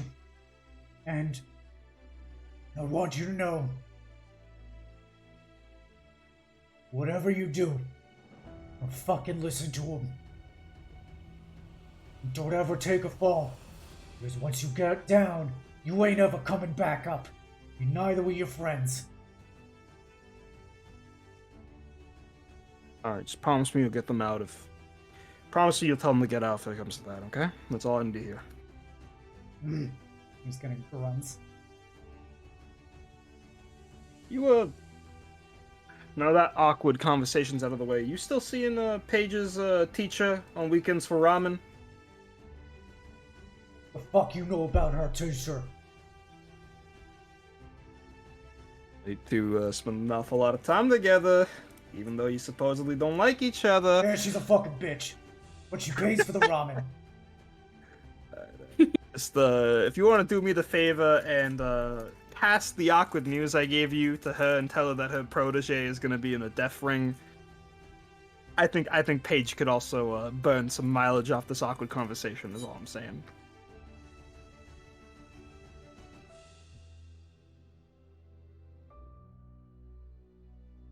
And if you decide you don't want to eat by yourself again tonight, me and my friends will be staying at the Gold Dragon Inn if you want to see them. Making Paige's favorite tonight with a side of jollof rice if you want some of that. He grunts and goes, I'll think about it. Okay. Hoping to see you tomorrow, Coach. Says sort of walks out of the area, out of the training area. as you try to walk out of the area, he grabs you by the coat and kind of pulls you over to him and gives you the 3-tap hug. You know, the classic bro code hug of the three taps on the back. Yeah. 3 taps on the back. Mm-hmm.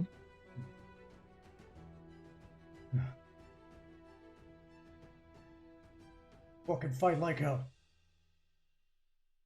I'm old Couch. Only way I know how to fight.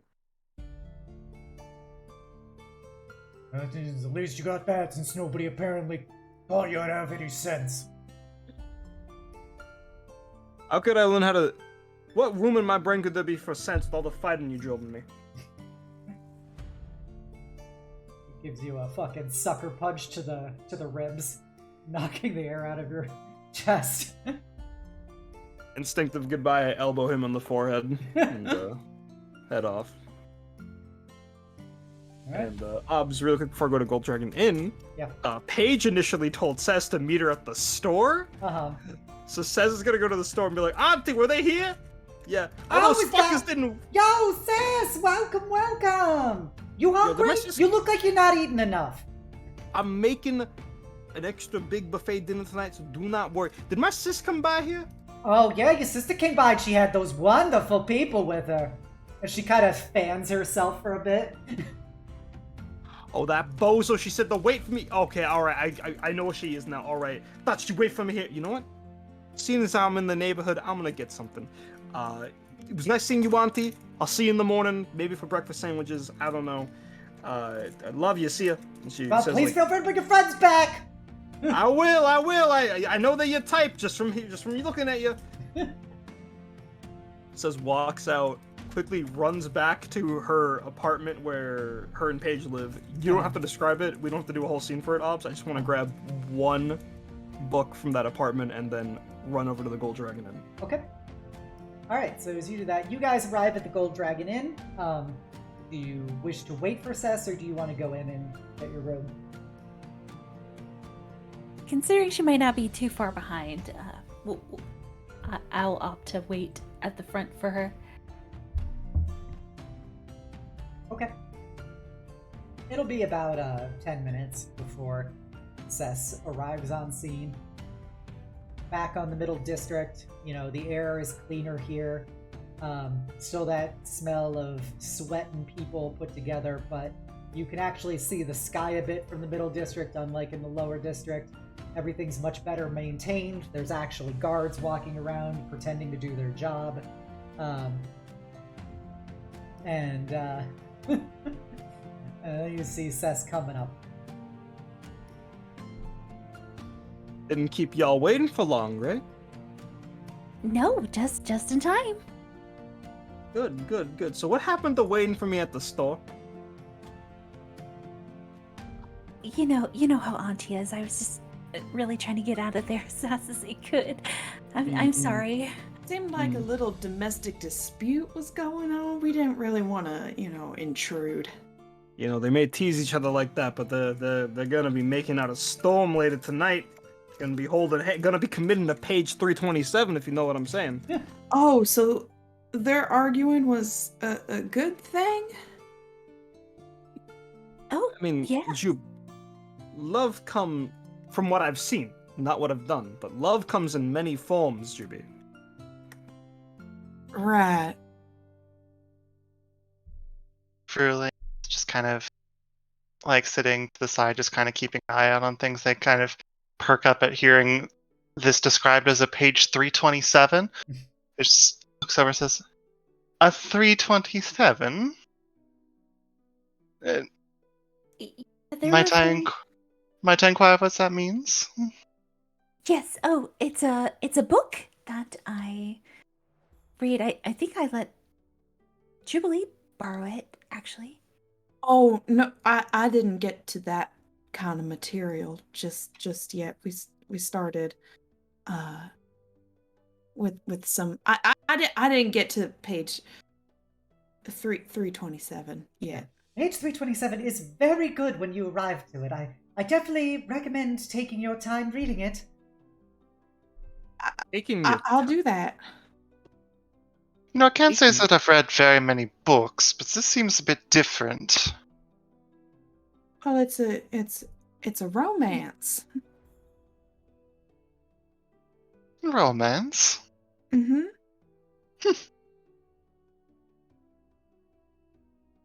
Yes, it's star-crossed lovers and drama and intrigue.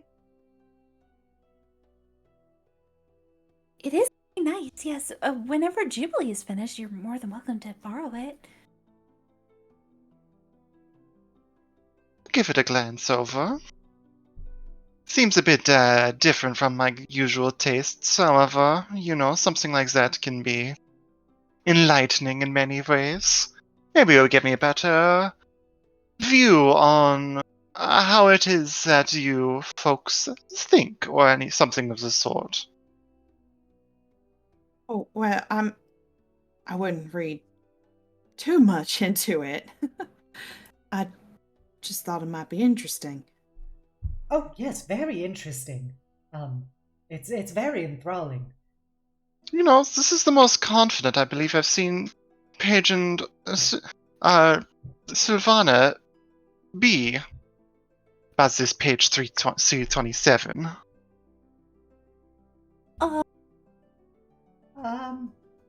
Bring some of that confidence into the ring tomorrow, and I'm sure they'll do great.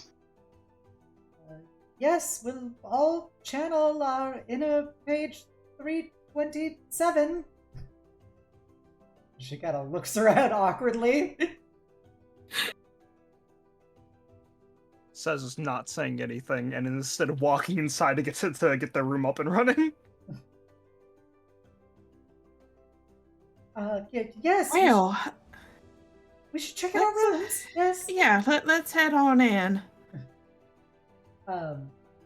As you enter, this will probably be Fruhling's first time in a Gold Dragon Inn, but it is all. This one is even larger than the one in Greywall, and it has a full staff of halflings you see running around, serving people and spirits floating about and materializing and doing various tasks. And there is another little halfling wearing a tuxedo as he looks up at you all. Welcome to the Gold Dragon Inn. How may I be of service?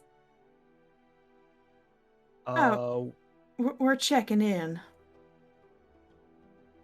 Oh, excellent. One moment, please.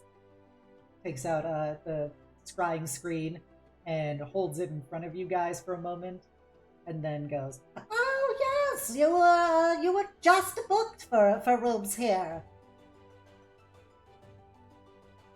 Excellent. We will have you properly attuned to your keys in but a moment. Is there anything we can do to make your stay more pleasurable? I think we need one of our rooms to have a kitchen in it.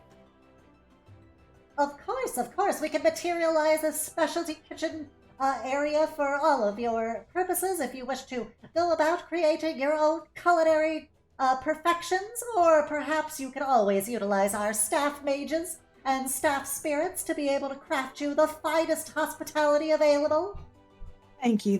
That'll do just fine. If you need any massages or extra company, please feel free to let us know. I think we're okay on that end. Thank you. Just the kitchen. Of course, Miss Rappamont. I will see it done. They snap their fingers, and 5 keys appear in front of them, in front of each of you guys, floating. You kindly. Well, shall we? We shall. All right. As you walk through a set of double doors, you can will to what room you wish to go to. I imagine we're going to whichever one has the big old kitchen in it. Okay. Obs, we can form the room into like what we expect to be with our minds, right? Is that one of those rooms? Yeah. Okay. Thinking Holland. big communal living area with a adjoining kitchen. Okay. Yeah, so that will materialize into the room that you all enter. Mm-hmm. Okay, y'all get set up. I'm gonna see about see about setting up for dinner. While I make ourselves some food, though, she says, taking the groceries from Paige, Sylvana, you're very interested in my sister, right? Like, just getting to know her and stuff. Yes, I am. I think fucking the crack is so good. I was thinking y'all might need some entertainment while I cook, so I made a quick stop by my house, and she slyly takes out a book labeled baby photos and hands it to Silvana. Silvana's eyes go 3 sizes larger. You have fun with that. Sis, do you need help in the kitchen? You can help me if you'd like. I, It's a big meal I'll- I'm making. I don't know how much help I'm gonna be, but I figure I might as well try. You're good with a knife, right? I'll just tell you to cut stuff, worst case. Oh, all right. Question. Given the holodeck nature of this Yeah. kind of place, can we actually see outside, or is it more so just like a full blank, like, It will create vistas for you. okay. So, can one of those vistas be outside, or no? No. Like a window? It's magically created Yeah. scenery. Nope. No problem then. I think Could the magically created scenery be like a camera feed of what's outside the hotel? No. I'm for it. either way, I think Fruhling would kind of just like go over into a corner and just kind of just like take out the crossbow and just kind of double check the like rope and bolts and such, just to make sure that it's still working all right, and just kind of look over at you guys and just take some mental notes. Silvana will sit down with the baby photos on like a little low couch, having her spider bot harness like basically hold it up for her as she's just like, it's like she just saw gold basically in front of her as she's looking at this and turning pages and making various swooning and like squeeing sounds as she sees the little kittens. They just on the couch with their face like in the pillows. I'd like to think when they were younger too, Paige was a little more chubbier with like her Aw. addiction to sweets. Little chubby baby holding a Twinkie. Little chubby kitty. Oh, Be kitty. the overalls! Oh my! By the host, the overalls! I'm going. Ooh. It was so cute. Thank you. Oh my gosh! Look at the little drawings. Oh my! You were quite the little artist, weren't you? I really haven't practiced a whole lot. It was just a little hobby, really. It's really nothing. Oh, is this one Cess? Oh, by the host, is this a drawing of Cess? I think you captured her personality perfectly. It's the same fucking anatomy that Lily drew, with just Yes, the cat with basically. spikes. Basically. There's only one way to draw a Cess. You see a picture of just like Cess basically like scrunched up like a cat doing that same like angry kitty face as she's like scratching herself. well Like in it's the like same the picture with Lilo Paige. and Stitch thing where Yeah. Lilo, drew Yep. like the angry meter. Yep.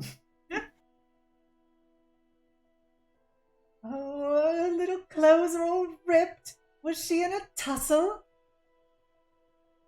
Well, she always liked to make sure no one was bullying me, so she did come back a little bit tussled here and there.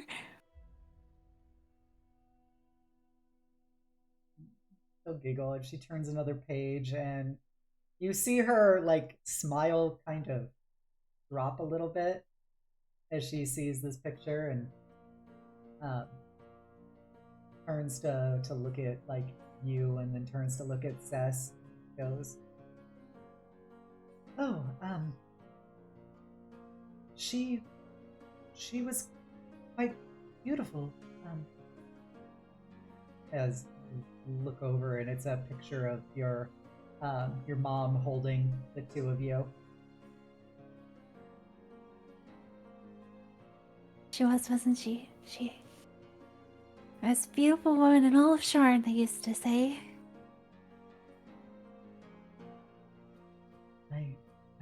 I can see it.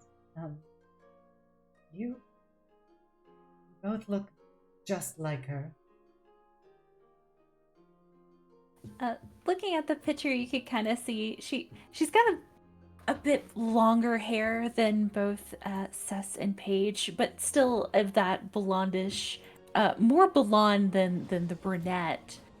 Her skin is like almost that coffee look to it. Café con leche. Café con leche. Café con leche with just the light hint of tan, beautiful yellow eyes. She's got almost similar braids to Paige, and that like her long locks are like braided but in the front on either side. So, but she's just smiling at it and kind of instinctually like touching her hair a little bit.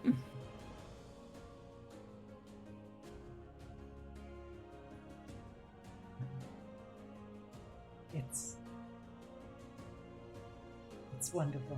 Thank you so much for letting me see this. Well, I mean, that's gonna force it on you, so sorry you had to see that.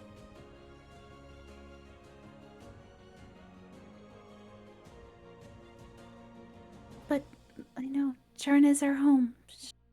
These people are our family, and I mean, we grew up here, so a lot of really good memories. I won't take any of them for granted. Kind of swallows and nods a bit as she kind of regains her composure and goes, Exactly. It seems like you both have had quite a life here. It's really nice to be given a window into that. The next time she gives you another book, just maybe not take it so willingly. It's, never know what embarrassing things could be in there. Oh, you mean like this bathtub picture? She skirts the page. Oh, that was taken out. Oh, goodness. It seems like you two are trying very hard to get out of that tub. That's so embarrassing. That's sad. Your little tails. Oh. Sess and Jubilee cooking. It's here in the kitchen, like the thwacking of like a knife against a cutting board of someone who has obviously never cut vegetables in their life. Like also, anytime like something wholesome got brought up and the party was going, like Says would just like, okay, I see what you're doing. Take these and put a bunch of tomatoes in front of you and like a hammer, mash them.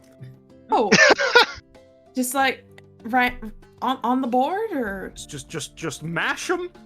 That's what I the fancy word is puree, but just mash them.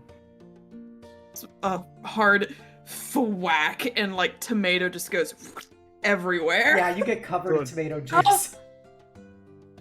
You're figuring it out. It's okay. Did I do it right? Yeah. Oh, okay. Doing it good. Toss that mess into this pot here, okay? With the rice.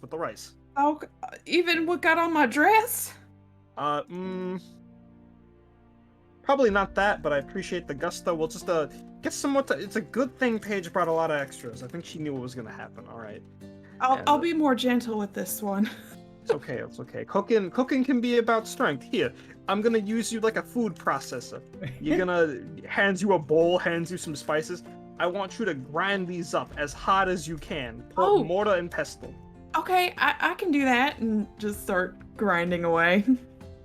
Okay. Like Says, like goes back to cooking the other stuff, but like every second looks at the corner of her eye and like, oh my god, is she cracking the mortar? She's strong. She ain't that strong. Okay. As food is prepared and ready, does anyone else want to do any RP before I assemble the the communal dining table in the living room? Because we're sitting on couches, we're not sitting in chairs. I was gonna say Fruhling is definitely just like at this point has definitely a nice soft smile on their face as they've put the crossbow down and more so picked up their journal and are just kind of writing down in it while just like kind of glancing up at you guys occasionally. But keeping to themselves as much as they will.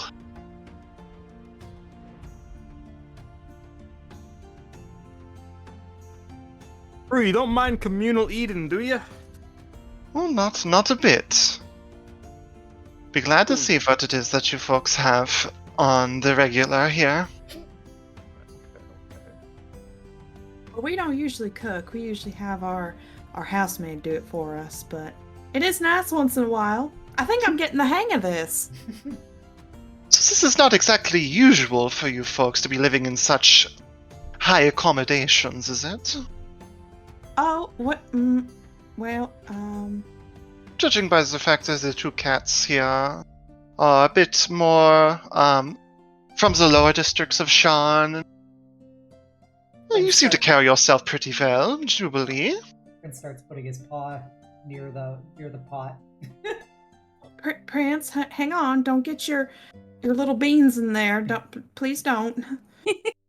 Pulls back his paw, sees a glass of oil nearby, and looks you in the eye as he knocks it off the counter. No, Prince! Oh, jeez. Okay, She just picks him up and puts him back on her shoulder, like, please behave. Yeah. Well, yeah, to answer your question, I'm from House Ravamont, and, so, we do some work with, House Lorander, so I guess, seen my fair share of rich folk.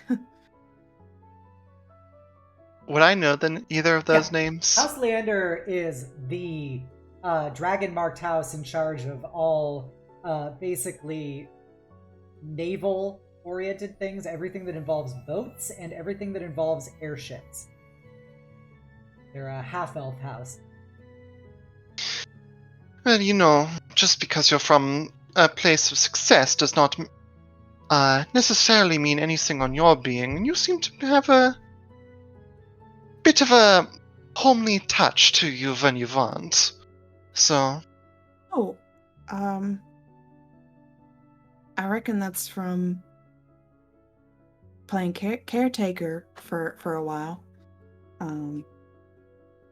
But yeah, I've been on my own for a while now, so it comes out every now and then. For the record, do not have any worries. I do not feel ill about the rich or anything like that. Oh, It just seems to be that you all come from various different backgrounds. So trying to just figure out exactly what's going on in the best ways that I can. I think we could say the same for you, Frou. You just kind of seem to just drop in and out of nowhere, and suddenly you've got a good gig here in Sharn. We work hard for that. We?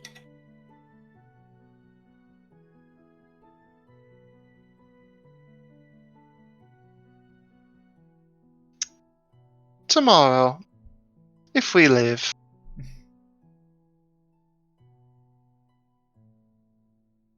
All right, you don't want to give out your secrets too soon. I understand that.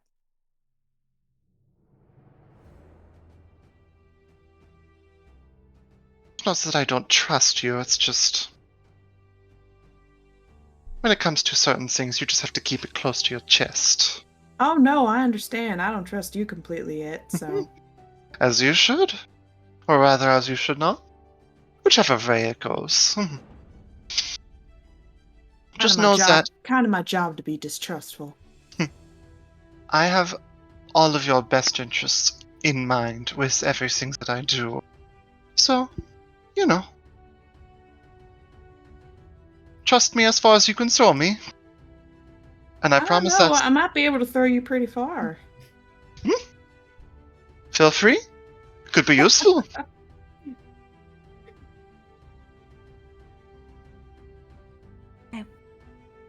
-1 strength. Can not definitely not do that. I have -1 strength too, don't worry. Hey, let's go. The bimbo has -1 strength. Love it. All toning. It's all show muscles, all glamour Yeah. muscles. It's not like you sunk in a significant amount of time in getting those muscles, right?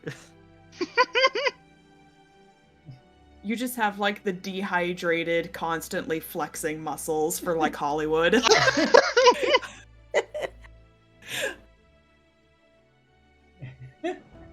They are just for show. It's okay. And we are watching. Respectfully. Respectfully. Not Savannah. Percy. Hey, Wait, yo. wait. But again, wait, don't worry about it. I can't think. Anyways. Everyone ready for dinner? Oh, yes. Alright, Jubilee, carry that pot out, put it in the center. I'll carry this plate of side dishes out. That main pot that Jubilee is bringing out is this beautifully red-colored, orangish-red colored rice with peppers and beans inside, called jollof rice. It's very savory and tasty with bell peppers and tomatoes. On the side, the largest amount of side, like the largest plate with the most amount of side dishes on it is this plate of pastelillos. I think I said that right. Pastelitos. Yeah. Pastelitos. Got it. They're these. Actually, you know what? You love them so much. You want to describe them? Yes, much like the Jamaican turnovers that they had, it is a lightly fried beef turnover instead, with the, unmistakable adobo sauce powder mixed in. So give it lots of flavor. Y'all, I already had dinner and my stomach just growled. Yeah, I'm 100% This is unfair. I haven't eaten dinner yet, so this is powering me up. Yes, lightly crisp to perfection and handmade with small fork marks on the edges. Oh, Give it a nice crisp. perfection. There's 2 sauces to go with it, and the other side dish is a simple spicy salsa that Paige made, that Seth made, and sort of like ranch dressing. I don't. Sour cream. I just think it's something white and savory. Fuck. You're like, mayo! No. This is a little too spicy for me. There's some other ones, some other side dishes, because we all know Paige is going to eat every single one of those little beef turnovers. So there's some quesitos, which are, it's kind of the same thing, but like they're like a pastry stuffed with cheese. There's a big picture of virgin pina colada, special night, some tostones, and to top it off, a little dessert dish of just regular flan de queso, topped with some caramel sauce. Oh my! I don't think I've had any of this before. It's ethnic. They don't serve them in the upper districts unless you pay extra anyways.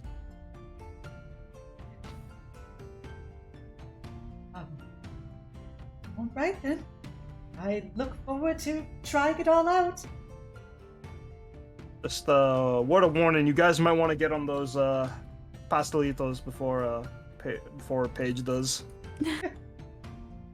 Sure, I promise that she's already putting 2 on her plate. So Savannah will start getting a plate of kind of everything since she's never had any of this before. Yep, Juby's doing the same. Pile it on. Prince has grabbed one of the pastelitos and is already scarfing it down on the table. I get like a little bowl for the rice and I give that to Prince too. Guys, I made other side dishes. Come on.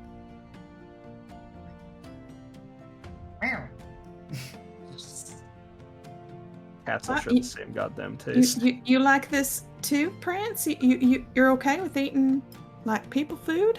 Meow. All right. I don't know how to take care of a cat. That sounds legit. Sounds legit. Fucking checks out for me. Cat having a fucking burrito over here.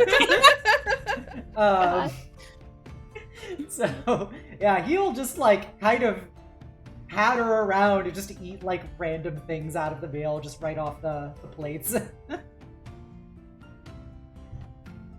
Paige almost eating silently with how much she's just like kind of shoving the food in her face, and she's like almost chickmunk with like, you know, the amount of food, and a little bit of tears are like forming on the side of her eyes.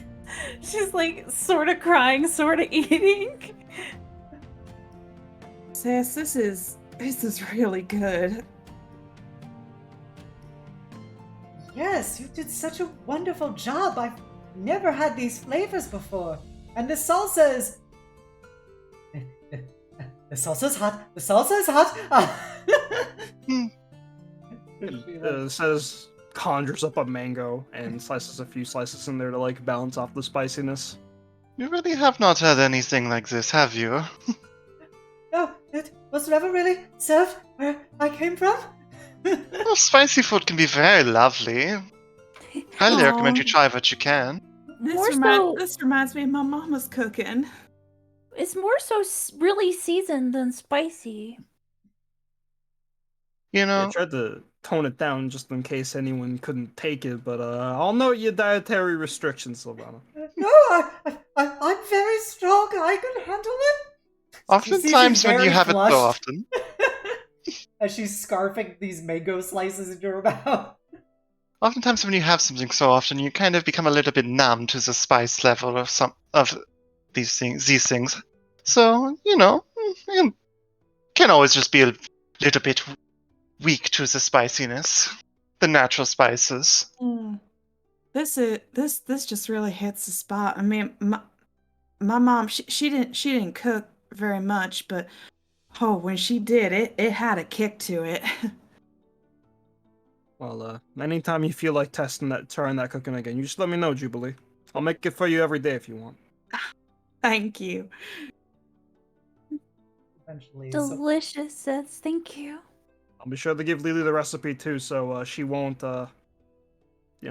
she won't kill me if I try to cook it myself. that is a surprisingly serious concern coming from Lily.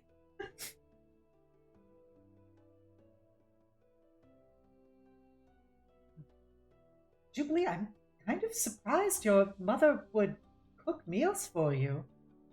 Well, it was really only for like special occasions or, you know, like birthdays or congrats, you finally beat that obstacle course kind of situations. Oh, that's really charming that she would do that. I never knew anybody of your status whose parents would actually, you know, cook things. Mama kind of liked to break rules, so. Food can be a great motivator just to help you push through things.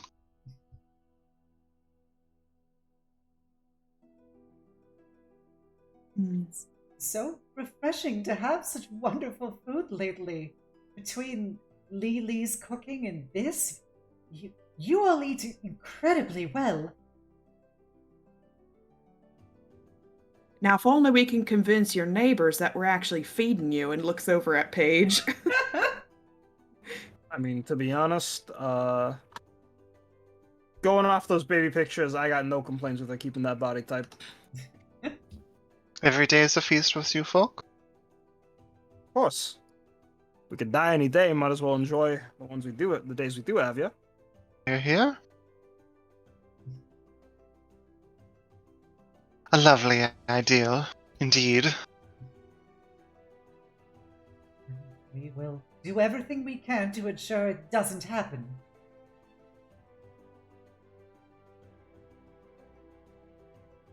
Speaking of, in the ring tomorrow, if one of us looks like we're about to die, we'll throw the round, okay? Just gonna put that out there real quick. Do you really think it's gonna come to that?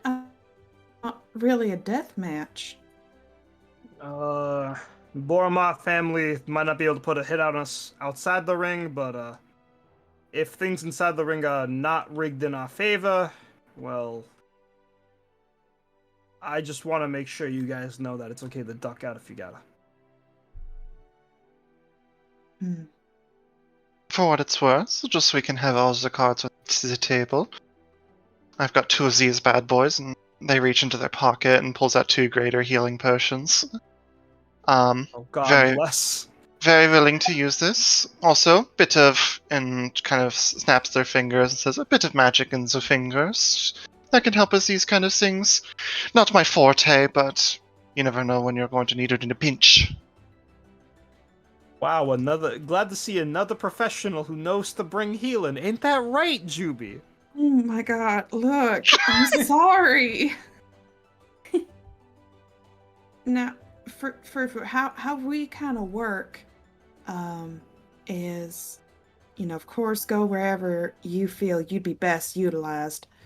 Myself and Seth, we sort of hold down the fort out on the front, and Paige is in the back, and Sylvana's kind of a mix of the middle, so wherever you feel like you would serve us best.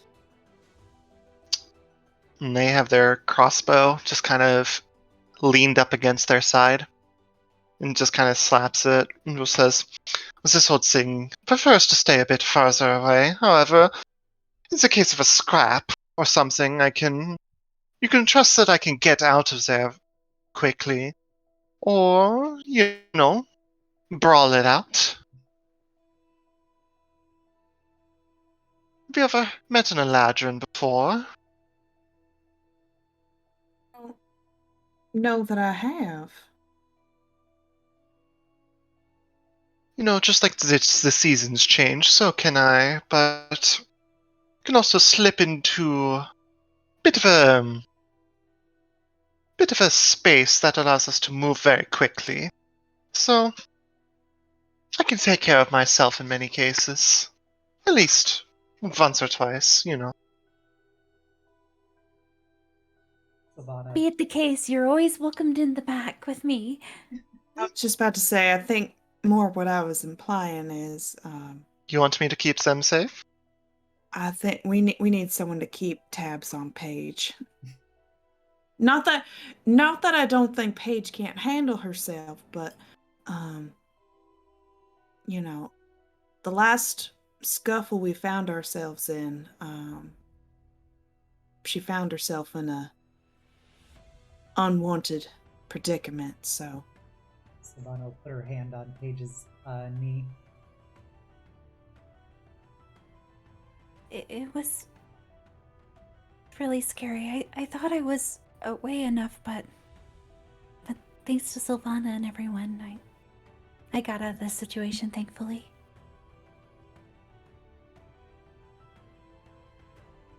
And Yeah. I'm still very grateful. Would be glad to watch your backs.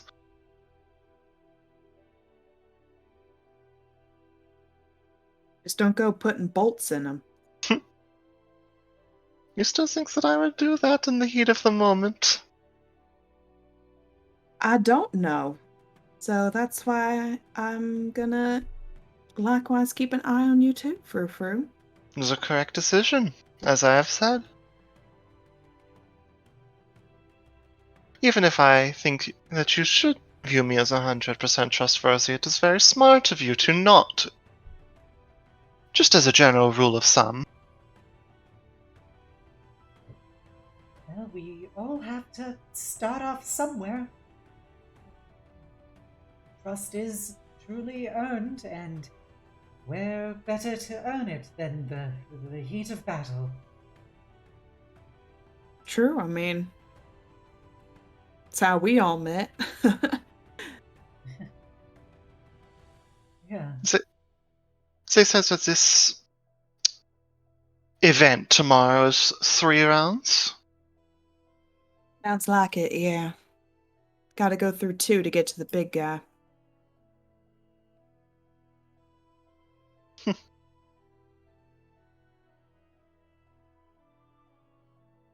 gonna do just fine. Keep your stamina high. Sure, we can handle it all together. That's right. We've been through some pretty tough situations already.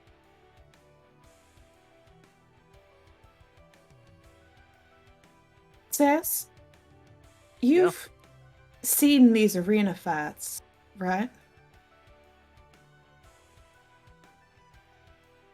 Like you've Yeah, I've watched seen a them? few. Mm-hmm. You think we got pretty good chances? A lot of it depends on what the match is going to be about. If it's a straight up death battle, or excuse me, if it's a straight up fight, complete honesty, no cover, no weird gimmicks, I'd say we got a pretty good chance as long as we keep Paige up. Most, typically you don't see many spellcasters in this arena, but there are a few, well-known warriors who are really good at hunted mages. So Yeah, Paige will have to be careful with that. I was wondering about that. That's why I kind of figure they might target Paige, peg her for, an easy target. Well, I got her that crossbow. She could throw them off if she wanted, use it as an emergency option. When in the arena, people will figure out how you fight fairly quick. So if you ever want to toss them around using those other weapons you got, will be a good mix-up. You have to remember that the people that are waiting for us at the end will have 2 matches to see what it is that we can do. So if you have any curveballs to throw, do your best to save them. Right. A little element of surprise. I'll try not to be a burden to everyone. Oh, Paige, no, that's not what we're saying at all. I think they were implying you're the trump card, if anything. You've also got the highest survival rate out of all of us. You're No offense for them, we haven't seen what you can do yet, but in all of our other fights, Paige is usually fine. Paige, you're our glass cannon. You're one of the strongest weapons we got. We just gotta make sure you stay up. That's all.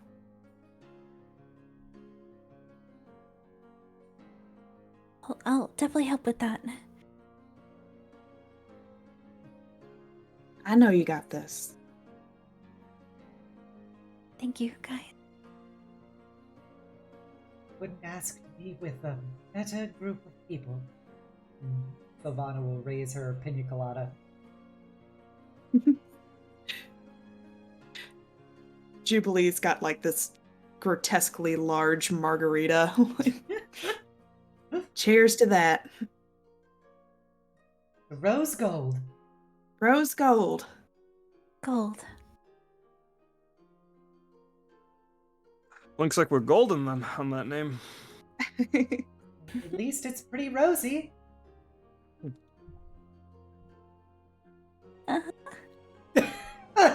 Thank you for the pity laugh to Savannah. She's trying. And Savannah looks very awkward after saying that.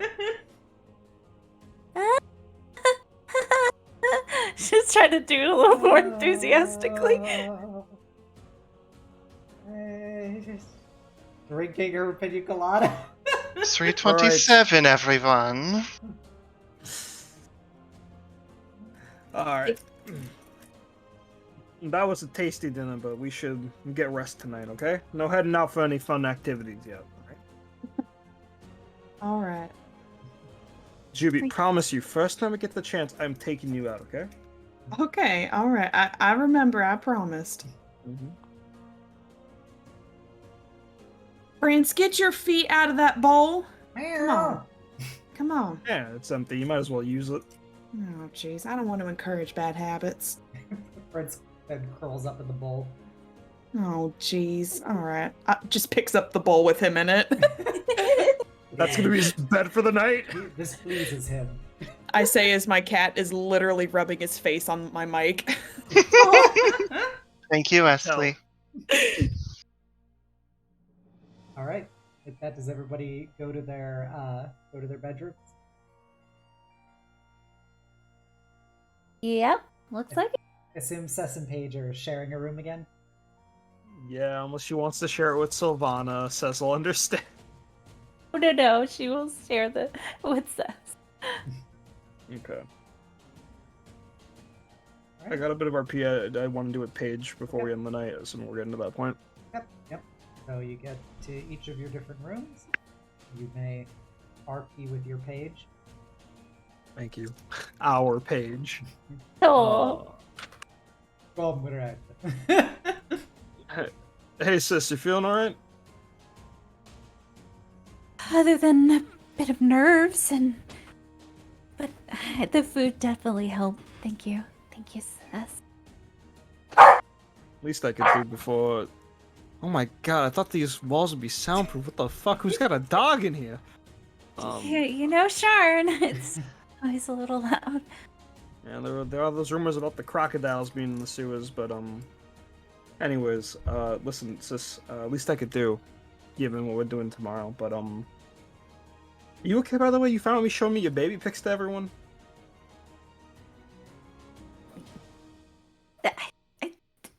You really shouldn't have, but I guess it's okay. She didn't seem mad about it, or it was nice to reminisce again about Mom and when we were younger. Listen, I didn't just do that to tease you. The two reasons. One, hedging our bets here. Now that they've seen our book, we get to see theirs, and they'll forget about ours by the time we get to see theirs, right? But those images. I mean, there's no way Sylvana, like, quickly made an item capable of taking photos and took photos of your baby pics or anything. Nah, she wouldn't do that. But the other reason why I brought this here, speaking of Mom and Pa, is, Cess flips to a page in the back that folds out, and it is a full-page image of them as a happy family. Probably a very fun and disorganized, but still homely family photo of the four of them. And Cess takes out of the book and goes, I'm not saying we move everything to Grey Wall, but if we're bringing anything back from home, I figured it'd be this. And she hands the photo over to Paige. And taking it her hand and be quiet for a moment as she examines it, running her fingers a little bit through the photo. Yeah. No, I think it's a good thing to bring with us. It's a good reminder of who we are and where we are now. I mean, we've done so much. And we've grown so much. I mean, you I mean, I always knew you were strong, but we're so much more than that now. We've come a long way, and I think it's good to remember the past, too. Coach told me something once when I was sad about losing Ma and Pa. Don't forget about them. You take them with you, okay?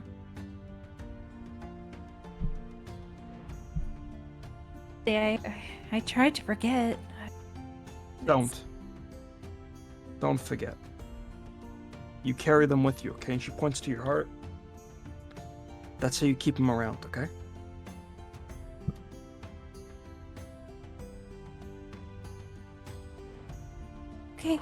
Okay. Rubs the tear off her face before crying a bit herself and goes, okay, that was a lot of emotions today. I think we should go to bed, yeah? Okay. I will. She'll kind of waddle into bed before pulling out a pastelito that she had saved and kind of. Are you eating in bed again? It just tastes so good. I will fine, eat it, and I will have Lily work with me to make you some more when we get back home, okay?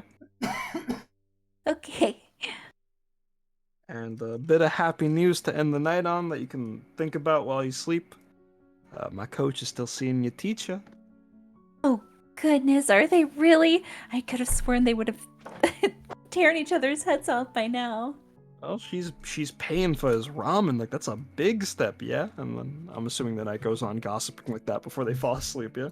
Gotcha. Yeah. All right, Jubilee / Fruhling, is there anything you guys wish to do in your nighttime routine?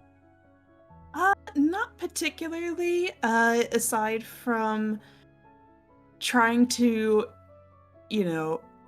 still figuring out how best to care for Prince and, like, not knowing what to do to, like, let him have a place to sleep, so she just immediately spoils him and lets him on the bed to sleep with her. He forms a loaf on your tummy. Oh! His little wings all pulled up to him. And she'll just pet, like, the top of his head and stroke down his back and start to nod off. Purrs enthusiastically as you do it. Fruhling? Yeah, so I think given the fact that our current job is sort of like pseudo, what's the name of the family that, like, the halfling family? Faramar. Given that they're, like, primarily composed of halflings, and this entire facility is composed of halflings, they're, due to the fact they only need 4 hours of sleep, they're going to spend, I would say, at least until, like, 2 o'clock in the morning, just kind of out in the general area, sipping on a drink here and there, and just trying to pick out if potentially any of them there are affiliated with the family. Alright, yeah, it doesn't appear to be so. All of the halflings here, and from what you know about the house that is in charge of these Gold Dragon Inns, like, they are the hospitality, privacy, and security is paramount to all guests. So they do not try to intrude upon others to the best of their abilities. So it is kind of an understanding that if you're in a Gold Dragon Inn, you are on safe ground against any faction or threat unless you invite them in for you. And there will always be a halfling, like, readily able to appear next to you to refill your drink, take your next order. There's basically spirits are used as the waitstaff and everything. But yeah, they all appear to be, very much waiting on people hand and foot. Gotcha. Then on the way back to their room, they'd stop by the front desk and just say to them, make sure nobody gets into the Assassin Page's room, okay? Absolutely. We will place an arcane lock upon their door that they can only open themselves. Appreciate it. Thank you very much. Of course.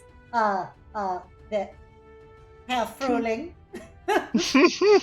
Herr, Dame, either or, Frau, whatever it is that you wish to say. Frou-Frou's married? Frau Frou-Frou? I cannot wait. Yeah, and so they will then leave you to go do your 4 hours of Elven Zen time. Okay. Jubilee, you have dreams tonight.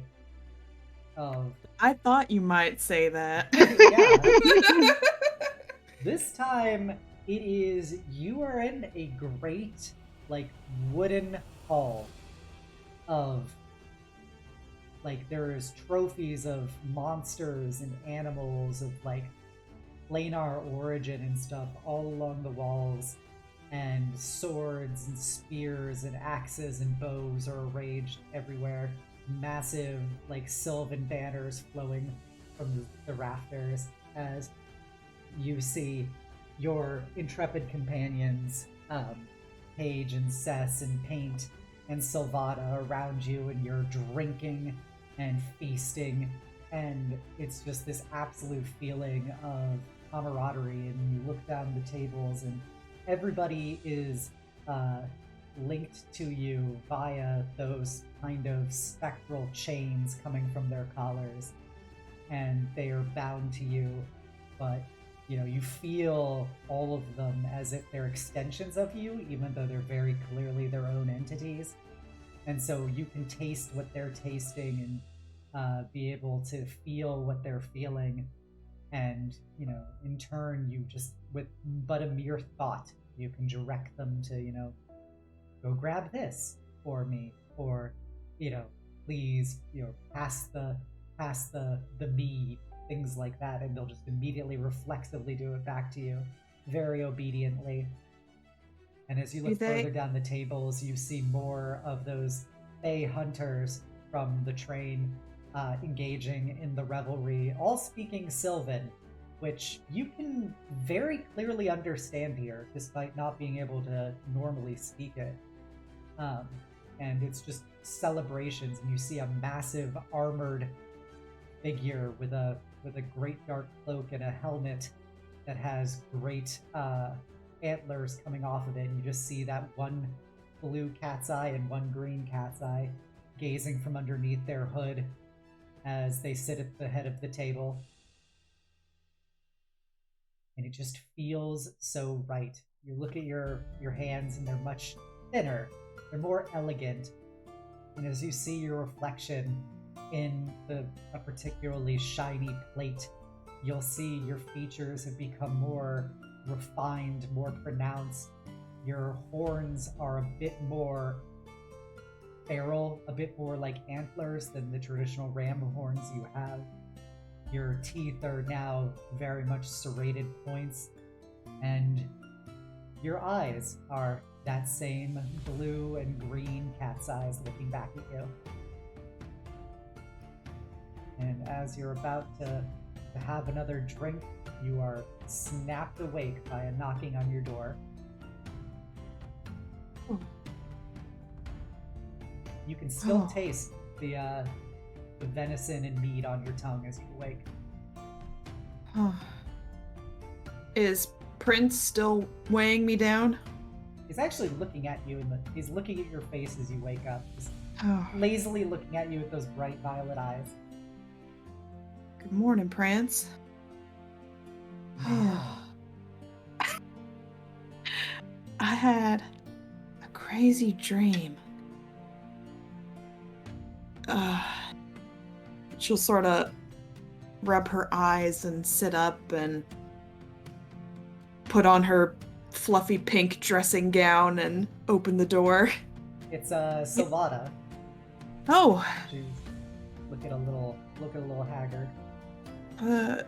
Good morning, I think. Is it morning? It's still night, but it's only been a few hours, but I wanted to ask if it would be all right for me to stay here. It's very hard to sleep alone. Oh. Of course. Yes, please come on in. Thank you. Are you all right? Oh, yes, I'm fine.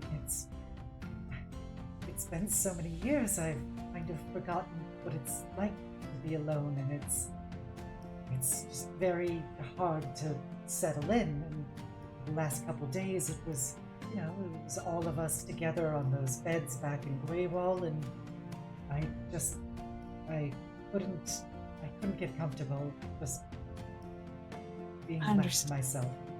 I understand. Do you want anything before you go to bed? I can call for some tea, or... No, it's fine. I really appreciate it. All right, if you insist. I'm assuming we're pulling the oh no, there's only one bed thing. Yeah. But she'll just Please, yes, make yourself comfortable. I hope you don't mind. Prince might sleep on you. He tried to sleep on me, so if it bothers you, just give him a nudge. The cat looks at her and shakes his head like, you don't dare nudge me. So noted. I'm sorry for intruding and taking up part of the bed. Oh no, it's all like you said. I've kind of gotten used to it. All of us in a cuddle pile on the mattress. The large bed. It kind of felt cold, honestly, without so many people. It's odd how you grow so accustomed to having people around, especially because I imagine you haven't had to share many beds.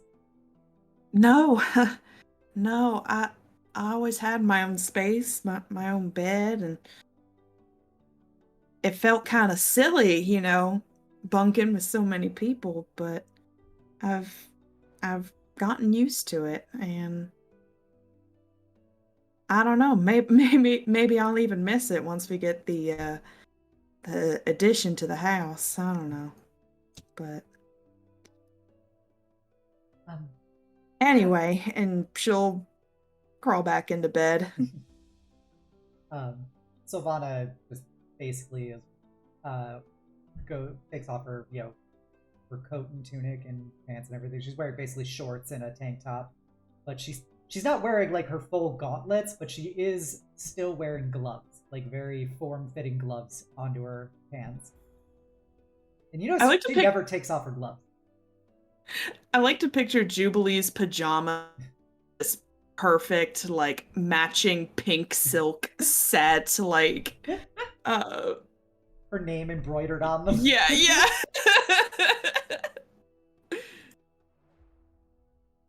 Well, if you need anything, just either let me know or we can, call for it. So. Thank you, Jubilee. You have been very kind to me.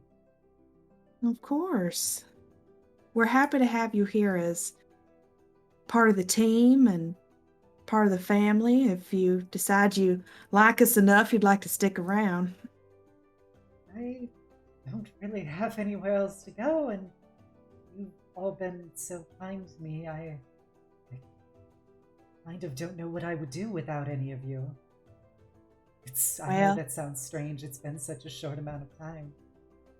Well, don't feel obligated. Of course, we're happy to have you, and you're a valuable asset to the team. But don't feel like you have to stay if you don't want to. I want you to know that. I very deeply appreciate that, Jubilee.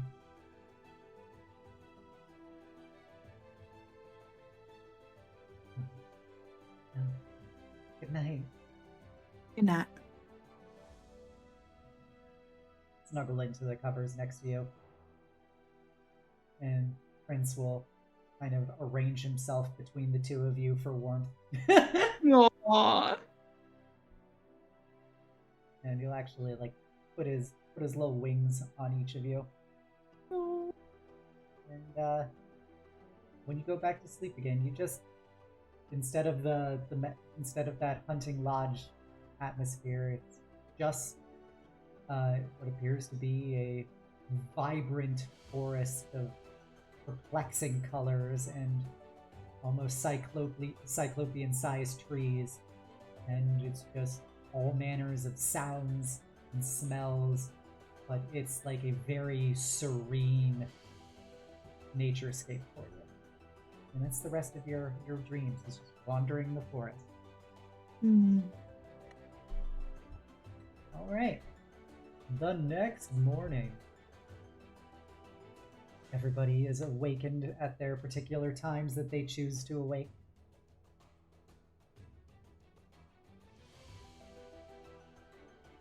I imagine. Sorry. I was just about to say, I think Jubilee would be one of the first up. putting on her face and doing her usual morning routine. And Sylvana will shower basically once you're awake, and she'll start suiting up. Paige doesn't do any of that, aside from brush her hair, maybe, and put on her clothes. Always perpetually beautiful Paige. Maybe it's Maybelline. Maybe she's born with it. I think Fruhling is probably just kind of chilling and like gets up, gets ready, and kind of just goes out and orders a bourbon. Nice. Yeah. 5 Just o'clock get- somewhere. Get the morning started right. Yep. But Breakfast of champions. for those of you that see them, they are currently a different color now. They're ready. I noticed that. With their what's it called? Their cape being more of vivid flowers, rather than ice and such. Oh. Spicy. It probably takes Paige like a half second to kind of notice there's someone else. Kind of,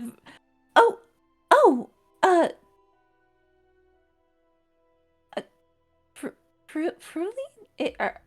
Is that you? That's correct. It's still me. Oh, you look redder today. It's business day. It's a good look, though. I like it. Thank you very much. It's just, depending on what it is that I expect to be doing today, it's just decide to switch some things around, better reflect that kind of thing. So, yesterday I was amicable and approachable and such, and today I still am for you lovely folks. However, for the others that will be meeting us in the arena, they need to know that it's business time.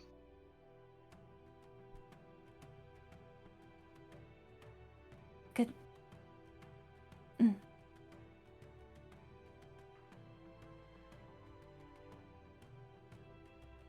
So, sorry, go ahead. Yeah, nope, go ahead.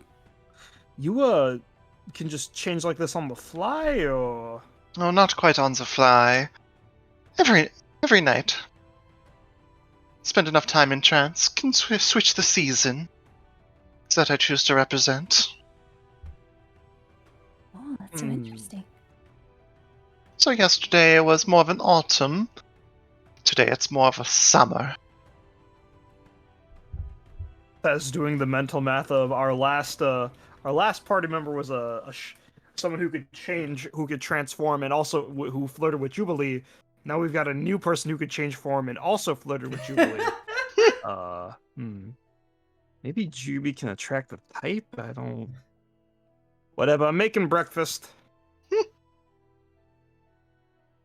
Speaking of which, I imagine that Jubilee and Sylvan will be arriving to breakfast at the same time. Yeah, so they arrive be together. showing up. With Prince on her shoulder once more. Morning. Good morning, Jubilee. Good morning, Savannah, as well. Morning, Fruhling. Everyone, get a good night's sleep.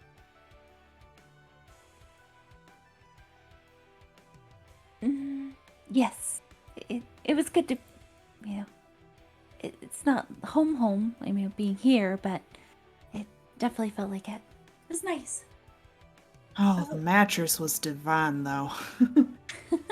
I think I fell asleep the moment I landed on it. And thank you for letting me sleep with you, Jubilee. I really appreciate it. Of course. Huh? You two want to tell us something? I don't think there's too much to tell. I mean, we just spent the night together. Jeez, Juby, I never took you for a boat wrecker. No, What? not like that! know what they Me. say, two loving adults sharing a bed together, you know. I'll have you know, Prince was between us the whole time. Prince kind of waggles its eyebrows a bit. No, no, Paige. For being a business group, for being a business group, you folks also certainly talk about romance a lot. No, there was nothing romantic about it. I couldn't sleep on my own, so I thought it would be, too intrusive for me to go with Cess and Paige. So I thought I would ask if Jubilee would be willing to sleep with me, so that I wouldn't feel so alone. You do know with that when we're in Greywall, we all kind of share the beds together, and I just kind of missed that. Understandable.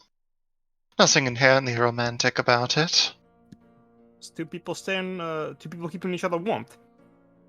Just Right. don't be afraid to ask me a page next time, alright? Winks. She blushes very deeply as she looks at Paige. Gonna kind of Oh, avert her gaze.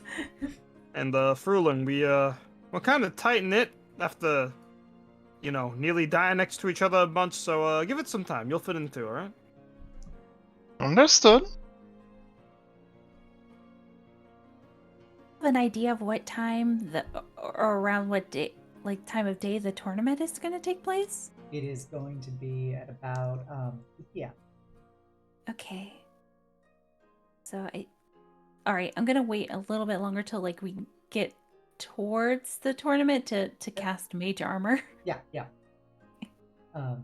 So, with that, I assume everybody has breakfast, suits up, and then you wish to head to the Arcane Arena.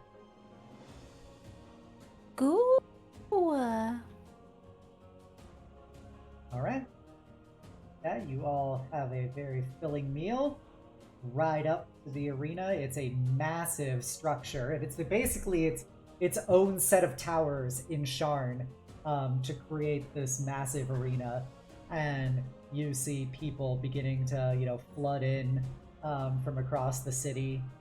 Just lines, thousands long, going down multiple levels of the city itself. As you look around, you see that there is a kind of like a side area that you see some different, basically other adventuring-looking types going to, and they're talking to a particular, like human concierge person who reviews a scrying screen and then passes them along, kind of thing.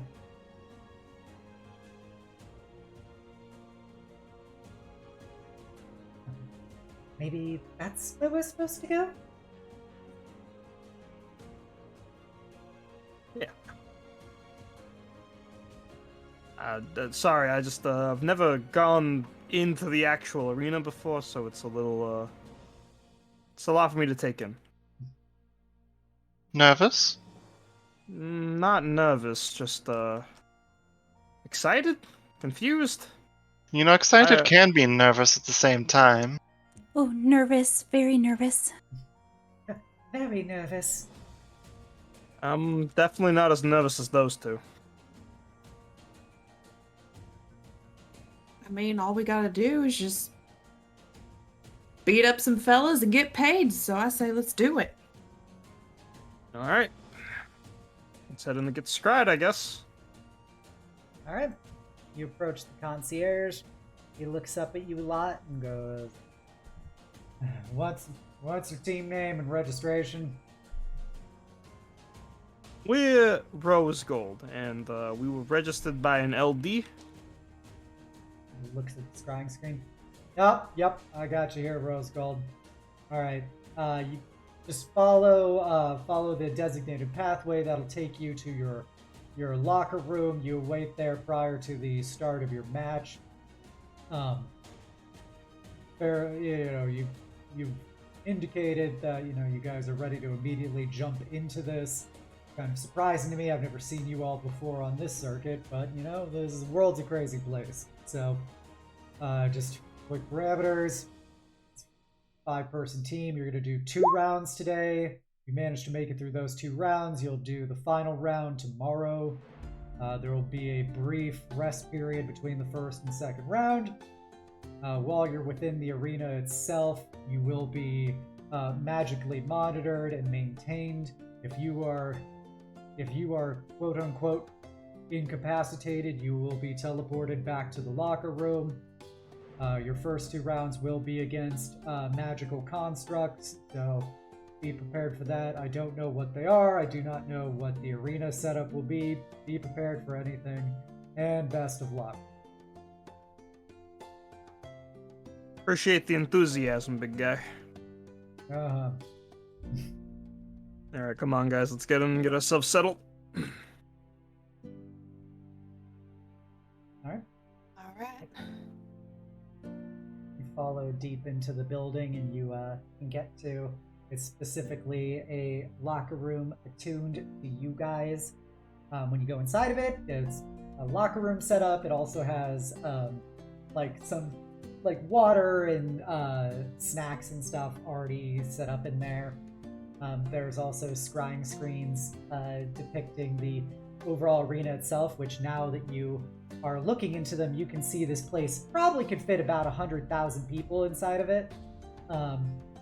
And there is just a massive kind of blank slate in the center of it, which all of the seats are arrayed around.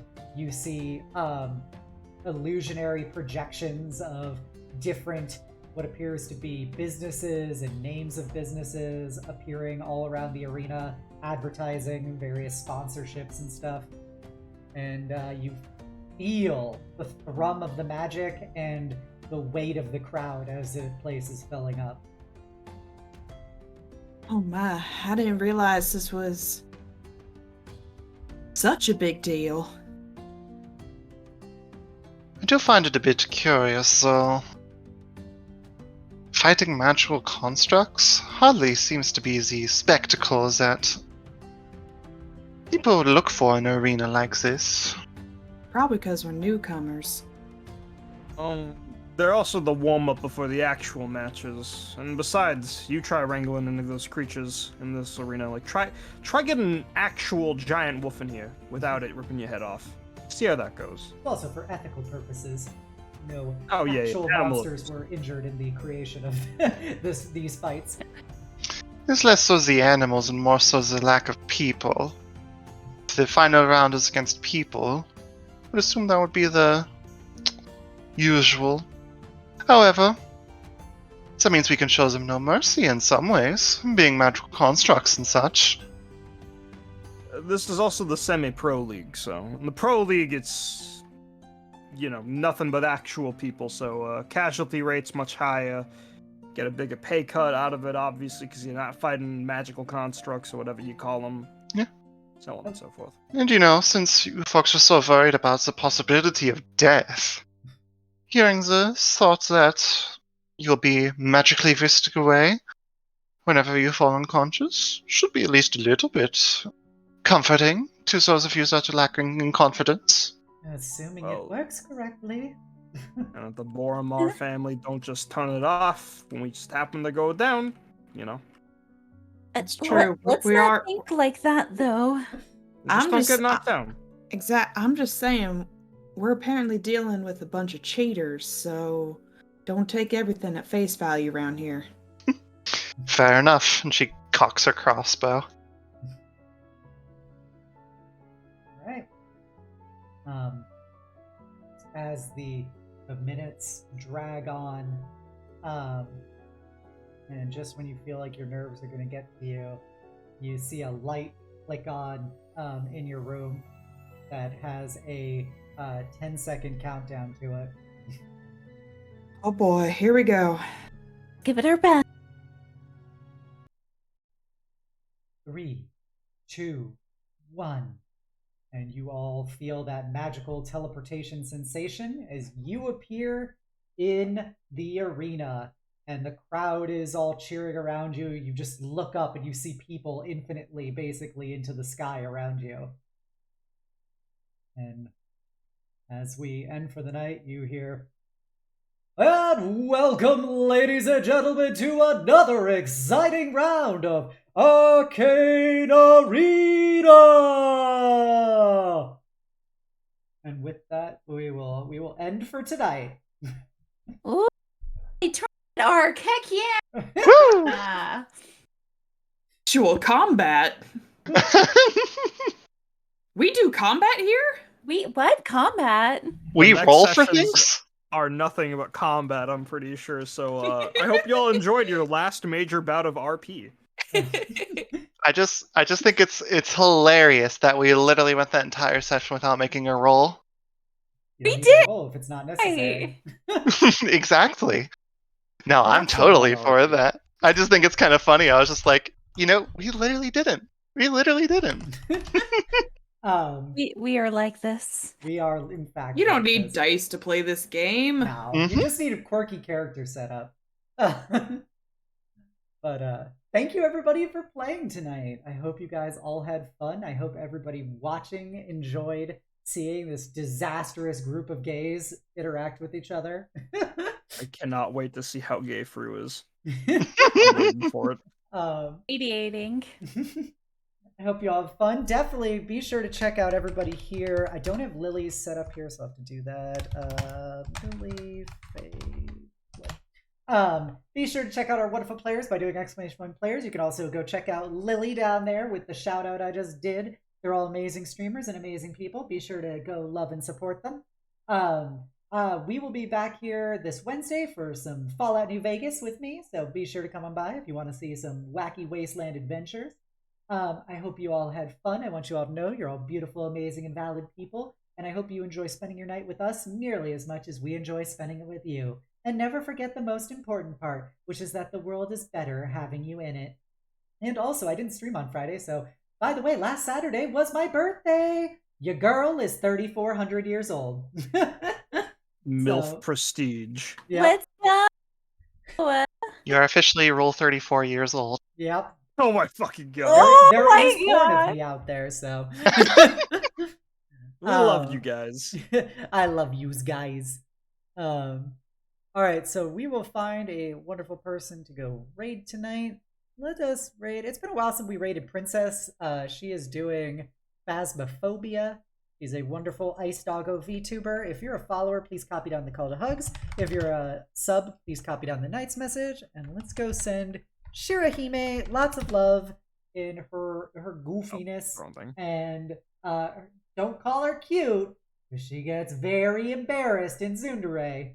You can use any other version of the word cute, so you can call her adorable, and she'll have to accept the consequences. Alright, everybody, let's go send her lots of love. I hope you all have a wonderful night, and the sweetest of dreams. Bye! Bye.